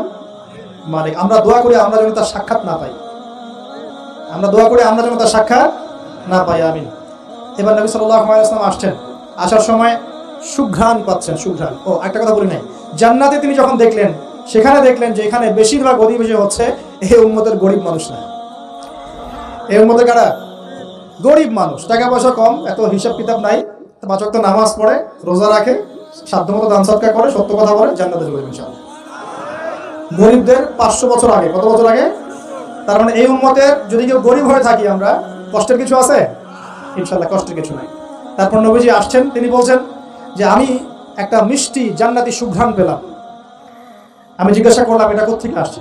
তখন জিবরাইল আলাইহিস সালাম বললেন এই ঘ্রাণ আসছে ফেরাউনের মেয়ের চুল আঁচড়ে দিত একজন দাসী, হঠাৎ একদিন চিরুনি পড়ে গেল হাত থেকে, সে বিসমিল্লাহ বলে চিরুনি উঠিয়েছে, আর দাসী শুনে নিয়েছে বিসমিল্লাহ মানে? বিসমিল্লাহ মানে কি? আল্লাহর নামে মানে কি? তোমার কি ফেরাউন আমার বাবা ছাড়া আরো কোনো ইলাহা আছে নাকি? তখন সেই মহিলা বলেছিল হ্যাঁ, আমি এক আল্লাহর ইবাদত করি, ফেরাউনেরও রব হচ্ছে আমার আল্লাহ। এই অপরাধে তাকে ফেরাউন বড় আগুনের কুণ্ডলী খুঁড়ে তাকে ওখানে নামিয়ে দিয়েছিল, এবং তার 3টা কি 4টা বাচ্চা ছিল, এই সব বাচ্চাগুলোকে তার চোখের সামনে পুড়িয়ে মেরেছে। শেষে একটা বাচ্চা ছিল কোলের বাচ্চা, এই বাচ্চাকে নিয়ে সে লাফ দিবে, তাকে বাধ্য করা হচ্ছে, সে তো নিজে মরতে রাজি, কিন্তু বাচ্চাটা মায়া লাগবে না, সে বাচ্চাকে নিয়ে লাফ দিতে চাচ্ছে না। তখন আল্লাহ পাক ওই বাচ্চার জবানে আল্লাহর কুদরত, আল্লাহর মুজিজা চালু করে দিলেন, ওই বাচ্চা কথা বলা শুরু করল। ওই বাচ্চা বলল হে আম্মা ইসবিরি ইয়া উম্মা, হে আমার মা সবর করো, ফাইন্না মাউইদুনা আল জান্নাহ, আমাদের জন্য আল্লাহ পাক জান্নাত রেখেছেন। লাভ দিয়ে জান্নাত। ওই যে ফেরাউনের স্ত্রী বলা ঠিক না এখানে, ফেরাউনের ওই দাসী যে চুল আশ্রয় দিত আসিয়া, যার নাম বলা হয় কোনো জায়গায় আসিয়া, এবং তার সন্তানদেরকে যেখানে দাফন করা হয়েছে ওখান থেকে জান্নাতের ঘ্রাণ আসছে। কে পেলেন এই ঘ্রাণ? রাসূলুল্লাহ সাল্লাল্লাহু আলাইহি ওয়াসাল্লাম। এবার তিনি চলে আসছেন, এসে কাবা ঘরের হাতিমে আবার এসে সেখানে আসলেন, এখানে বিমর্ষ মুখে বসে আছে। কেন মন খারাপ যে আমি যদি এই ঘটনা যদি কালকে এখন সকালে সবাইকে বলা শুরু করি, সবাই তো আমাকে এখন কি বলবে? মিথ্যাবাদী, এমনি তো মিথ্যাবাদী বলছে, এখন এই ঘটনা আবার বিশ্বাস করবে কি? এখন সকালবেলা আবু জেহেল আসছে, এসে বলছে যে কি নতুন কিছু ঘটনা ঘটছে নাকি, নতুন কোনো ঘটনা আছে নাকি, টিটকারি করলো আর কি। রাসূল সাল্লাল্লাহু আলাইহি ওয়াসাল্লাম বলছেন আমি গতকালকে আকসায় গিয়েছিলাম। এখন আবু জেহেল বলছে ও আচ্ছা চমৎকার, আকসায় গিয়েছিলেন তাই নাকি, আর কি করেছেন? বলছে আমি এই ঘটনা ঘটেছে আমার সাথে। তখন সবাইকে সে ঢোল পিটায় নিয়ে আসলো, আরে আসো আসো মুহাম্মদ কি বলে শোনো, দেখো কি বলে, তো পাগল হয়ে গেছে না। বলছে আকসায় গিয়েছিল, বলো তো আকসায় কি কি আছে? সুবহানাল্লাহ, আল্লাহ রাব্বুল আলামিন এখন যেমন ভিডিও দেখি না আমরা, এইভাবে আল্লাহ রাব্বুল আলামিন মসজিদুল আকসাকে নবীর সামনে তুলে ধরলেন সামনে, এবং নবী সাল্লাল্লাহু আলাইহি ওয়াসাল্লাম দেখে দেখে বলছেন আকসায় কয়টা দরজা আছে, কয়টা জান্নাত আছে, পূর্ব দিকে কি আছে, পশ্চিম দিকে কি আছে, সিঁড়ি কয়টা, সব বলে দিলেন। এরপর আবু বকর সিদ্দিকের সামনে একজন কাফের গিয়ে বলছে জানো মুহাম্মদ কি বলেছে? মুহাম্মদ এই কথা বলছে। আবু বকর সিদ্দিক তখন বলছেন যে আমি তো এর চাইতে কঠিন কথা বিশ্বাস করি, আমি তো বিশ্বাস করি যে নবী সাল্লাল্লাহু আলাইহি ওয়াসাল্লামের কাছে আসমান থেকে আল্লাহর ওহী আসে, আর মেরাজের রাতটার এমন কি, আমি তো বিশ্বাস করি আল্লাহ তার সাথে কথা বলেন, আল্লাহ পাকের কথা তার কাছে আসে, আল্লাহর কালাম তার কাছে আসে। ওই দিন থেকে নবী সাল্লাল্লাহু আলাইহি ওয়াসাল্লামের এই সাহাবীর নাম হয়ে গেল আবু বকর সিদ্দিক। এখন এর মাঝখানে আর কয়েকটা কথা হয়েছে, আমাদের নবী পরে হাদিসে জানিয়েছেন, এগুলো বলে শেষ করছে। নবীজি বলছেন আমি যখন মেরাজের রাতে গিয়েছি আমাকে আল্লাহ পাক কিছু আযাব দেখিয়েছেন। কি দেখেছেন ভাই? আমরা দোয়া করি আল্লাহ পাক এই আযাবগুলো থেকে আমাদেরকে বাঁচান, এবং যে পাপের কারণে এই আযাব হয় সে পাপ থেকে আমাদেরকে বাঁচান, বলেন আমিন। আর একটা কথা বলে রাখি, যেহেতু নবীকে এই আযাবগুলো দেখানো হয়েছে, অন্য কোনো নবীকে কিন্তু দেখানো হয় নাই। কাকে দেখানো হয়েছে? আমাদের নবীকে। তার মানে এই পাপগুলো এবং এই আযাব আমাদের উম্মতের মধ্যেই বেশি থাকে, বুঝতে পারছেন না? মনে হয় এই আযাব এবং পাপগুলো কি অন্য কোনো নবীকে দেখানো হয়েছে? আমাদের নবীকে দেখানোর কারণ কি? কারণ আপনার উম্মতের মধ্যে এই পাপগুলো ছড়াবে বেশি, এবং আপনার উম্মতের একটা অংশ এই আযাবগুলো ভোগ করবে। কি আযাব? নবীজি যাচ্ছেন, দেখছেন, যুবকরা শুনে ভালো করে, নবীজি দেখছেন একটা চুলা, কি ভাই, তন্দুর রুটি দেখেছেন যে চুলায় রান্না করে, ঠিক ওই রকম শব্দই হাদিস এসেছে, তন্দুর। এই চুলা এমন চুলা যার মাথাটা হচ্ছে সরু, নিচের দিকটা মোটা, নিচে আগুন জ্বলছে, ভিতরে কিছু মানুষ আছে, নিচ থেকে আগুনের দাবদাহ আসছে, যখনই আগুন আসছে জাহান্নামের তখন তারা ধাউ ধাউ করে উপরে উঠছে, আবার যখন আগুন নেমে যায় তখন তারা নিচে নেমে যায়। নবীজি মর্মান্তিক দৃশ্য দেখে বললেন যে এরা কারা, যাদেরকে এমন আযাব দেওয়া হচ্ছে? জিবরাইল আলাইহিস সালাম বললেন, যুবক ভাই শোনেন ভালো করে, জিবরাইল আলাইহিস সালাম বললেন এরা হচ্ছে আপনার উম্মতের সেই সব ব্যক্তি যারা বিবাহ বহির্ভূত জিনা করেছে। এই পাপটা মারাত্মক। আল্লাহ পাক আমাদের সবাইকে পাপ থেকে ফিরে আসার তৌফিক দান করুন। এবং এই পাপ যদি করে থাকেন হতাশ হবেন না, তওবা করে আজকেই ফিরে আসবেন। তওবা করলে আল্লাহ পাক যে কোনো পাপ মাফ করে দেবেন ইনশাআল্লাহ। যে কোনো পাপ তওবা খাস করতে হবে, কোনোদিন এই পাপে লিপ্ত হওয়া যাবে না। এই যে গত 3-4 দিন আগে একটা দিবস চলে গেল না, লক্ষ লক্ষ কোটি কোটি যুবক যুবতী পাপ করেছে, করে নাই? আর আমরা উস্কে দিয়েছিলাম কাছে আসার গল্প, অমুক তমুক হাবি জাবি কত কথা। আর এদের স্লোগানগুলো এত চটকদার, খুব মজা লাগে, খুব মজা, মুখরোচক ভাবে উপস্থাপন করে। আল্লাহ পাকের কাছে আসার গল্প করা যায় না, রাসূলের কাছে আসার গল্প করা যায় না। আসলে এখনকার মিডিয়াগুলো এতটাই নির্লজ্জ হয়ে গেছে। কেন বলছি শোনেন, ইসলামের সাথে শত্রুতা তো আছেই, কোনোদিনও আল্লাহর কাছে আত্মসমর্পণ করা লাগে এমন কোনো ওয়ার্ডও বলবে না। টাইটেল দিবে ভূমিকম্পের কাছে মানুষ কত অসহায়, টাইটেল দিয়েছে। প্রাকৃতিক বিপর্যয়ের সামনে মানুষ কত অসহায়, প্রকৃতির কাছে মানুষ কত অসহায়, এইসব টাইটেল দিয়ে ভিডিও দিচ্ছে। ওই যে ভূমিকম্প ইস্যুতে একটাবারও বললো না যে এই আল্লাহ পাকের কাছে আল্লাহর শক্তির সামনে মানুষ কত অসহায়। ওই শব্দ ব্যবহার করা যাবে না। ওই শব্দ ব্যবহার করলে আপনি মৌলবাদী হয়ে যাবেন। যে প্রকৃতিটা কি? প্রকৃতি কে? প্রকৃতি কাকে বলে? কত প্রকার? প্রকৃতির স্রষ্টা কে? প্রকৃতি কে নিয়ন্ত্রণ করছে? ভূমিকম্পের কোনো ক্ষমতা আছে না? ভূমিকম্প যে দেয় তার ক্ষমতা আছে। এই সাগরের কোনো ক্ষমতা আছে? সাগরে যে জলোচ্ছ্বাস দেয় তার ক্ষমতা আছে। এই মাটিটাকে স্থির কে রেখেছে? এখন আমরা তো এখনো মহাবিশ্বে ঘুরছি না? এই যে ওয়াজ করছি যখন আমরা, এখনো পৃথিবীটা ঘুরছে। আমরা কি বুঝতে পারছি কে পৃথিবীকে স্থির রাখলো? কেউ বলবে না যে আল্লাহর আযাবের সামনে মানুষ কত অসহায়। হ্যাঁ, বলবে প্রকৃতির সামনে মানুষ কত অসহায়, ভূমিকম্পের সামনে মানুষ কত অসহায়। মানে এমন এমন চটকদার কিছু শব্দ দিবে, এই শব্দগুলো আপনাকে চিনিয়ে দিবে যে কারা আল্লাহর বাহিনী, কারা আল্লাহর দুশমনের বাহিনীর মধ্যে আছে। তো এখানে যুবকদেরকে উৎসাহিত করা হয়েছে না জেনার জন্য। আর নবী সাল্লাল্লাহু আলাইহি ওয়াসাল্লামকে কেন দেখানো হলো? কারণ তার উম্মতের মধ্যে জেনার ভাব ছড়িয়ে পড়ে বেশি। কিসের মধ্যে? চুলার মধ্যে শাস্তি দেওয়া হচ্ছে, চুলায় শাস্তি দেওয়া হচ্ছে। নবীজি বলছেন তাদের ভিতর থেকে এত দুর্গন্ধ বের হচ্ছিল যেন মনে হচ্ছিল যে কোনো পাবলিক টয়লেটের পাশ দিয়ে আমরা যাচ্ছি না। প্রিয় ভাই, আল্লাহর ওয়াস্তে জিনার ধার কাছেও যায় না। আল্লাহ পাক বলেছেন ওয়ালা তাকরাবুজ জিনা, জিনার কাছেও যেও না। তো এক নাম্বার শাস্তি কি রেখেছেন নবী সাল্লাল্লাহু আলাইহি ওয়াসাল্লাম? কিসের শাস্তি? তন্দুর চুলার মধ্যে আগুনের শাস্তি। কিসের পাপের কারণে? বলেন, জিনা। এই উম্মতে মুহাম্মাদের মধ্যে জিনা ছড়িয়ে পড়েছে কিনা? এখন আমরা কি এই স্রোতে গা ভাসাবো না দূরে থাকবো? আমরা হালাল উপার্জনের সোর্স তৈরি করব, করে হালাল বিয়ে করবো ইনশাআল্লাহ। হালাল উপার্জনের মাধ্যম তৈরি করবেন, করে বিয়ে করবেন ইনশাআল্লাহ। বিয়ের আগে কোনো পীড়িত নাই, সব পীড়িত বিয়ের পর ইনশাআল্লাহ পারা যাবে ইনশাআল্লাহ। আর সব আগে ভাগে খেয়ে শেষ করে ফেললে পরে খাবেন কি? তাই না বিষয়টা? আচ্ছা, এবার সামনে যাই। নবী সাল্লাল্লাহু আলাইহি ওয়াসাল্লাম সামনে গেলেন, গিয়ে দেখলেন, এবার দেখলেন কিছু মানুষ বসে আছে। সামনে আছে টাটকা তরতাজা গোশত, একদম ধোঁয়া উঠতেছে, একদম মনে করেন ওই কালা ভুনার মতো। আর পাশে রাখা আছে পচা নোংরা আবর্জনাময় গোশত। এই মানুষগুলো ভালো গোশত খাচ্ছে না, এই মানুষগুলো পচা গোশতগুলোই খাচ্ছে, দুর্গন্ধযুক্ত। নবীজি বলেন এরা কারা? নবী সাল্লাল্লাহু আলাইহি ওয়াসাল্লামকে বলা হচ্ছে এরা আপনার উম্মতের সেই সব ব্যক্তি যারা বিবাহিত, ভালো করে শুনেন, এরা আপনার উম্মতের সেই সব ব্যক্তি যারা বিবাহ বহির্ভূত সম্পর্ক করেছে। মানে বিয়ে করার পরেও, বাসায় স্ত্রী থাকার পরেও বাইরে জেনা করেছে, বাসায় স্বামী থাকার পরেও বাইরে জেনা করেছে। এখন আমাকে বলেন তো, উম্মতে মুহাম্মাদের মধ্যে সমকালীন সময় এই ফিতনাটা ছড়িয়ে পড়ে নাই? পরকীয়া ছড়িয়ে পড়ে নাই? এটা হলো পরকীয়ার স্পেশাল শাস্তি। কারণ পবিত্র হালাল ফ্রেশ জিনিস ওদের ঘরে ছিল, খাইতে ভালো লাগে না, ওদের নোংরা পচা জিনিস খেতে ভালো লেগেছে। আল্লাহ পাক কিয়ামতের মাঠেও ওই এবং বারজাখের জীবনেও ওই একই শাস্তি দিবেন ইনশাআল্লাহ। আর এখন তো মিডিয়ার মধ্য দিয়ে যে বিভিন্ন সিরিয়ালস, নাটক, হাবি জাবি, এগুলোর মধ্য দিয়ে এটাকে উস্কে দেওয়া হচ্ছে, এটাকে অ্যাভেলেবেল করে ফেলা হচ্ছে।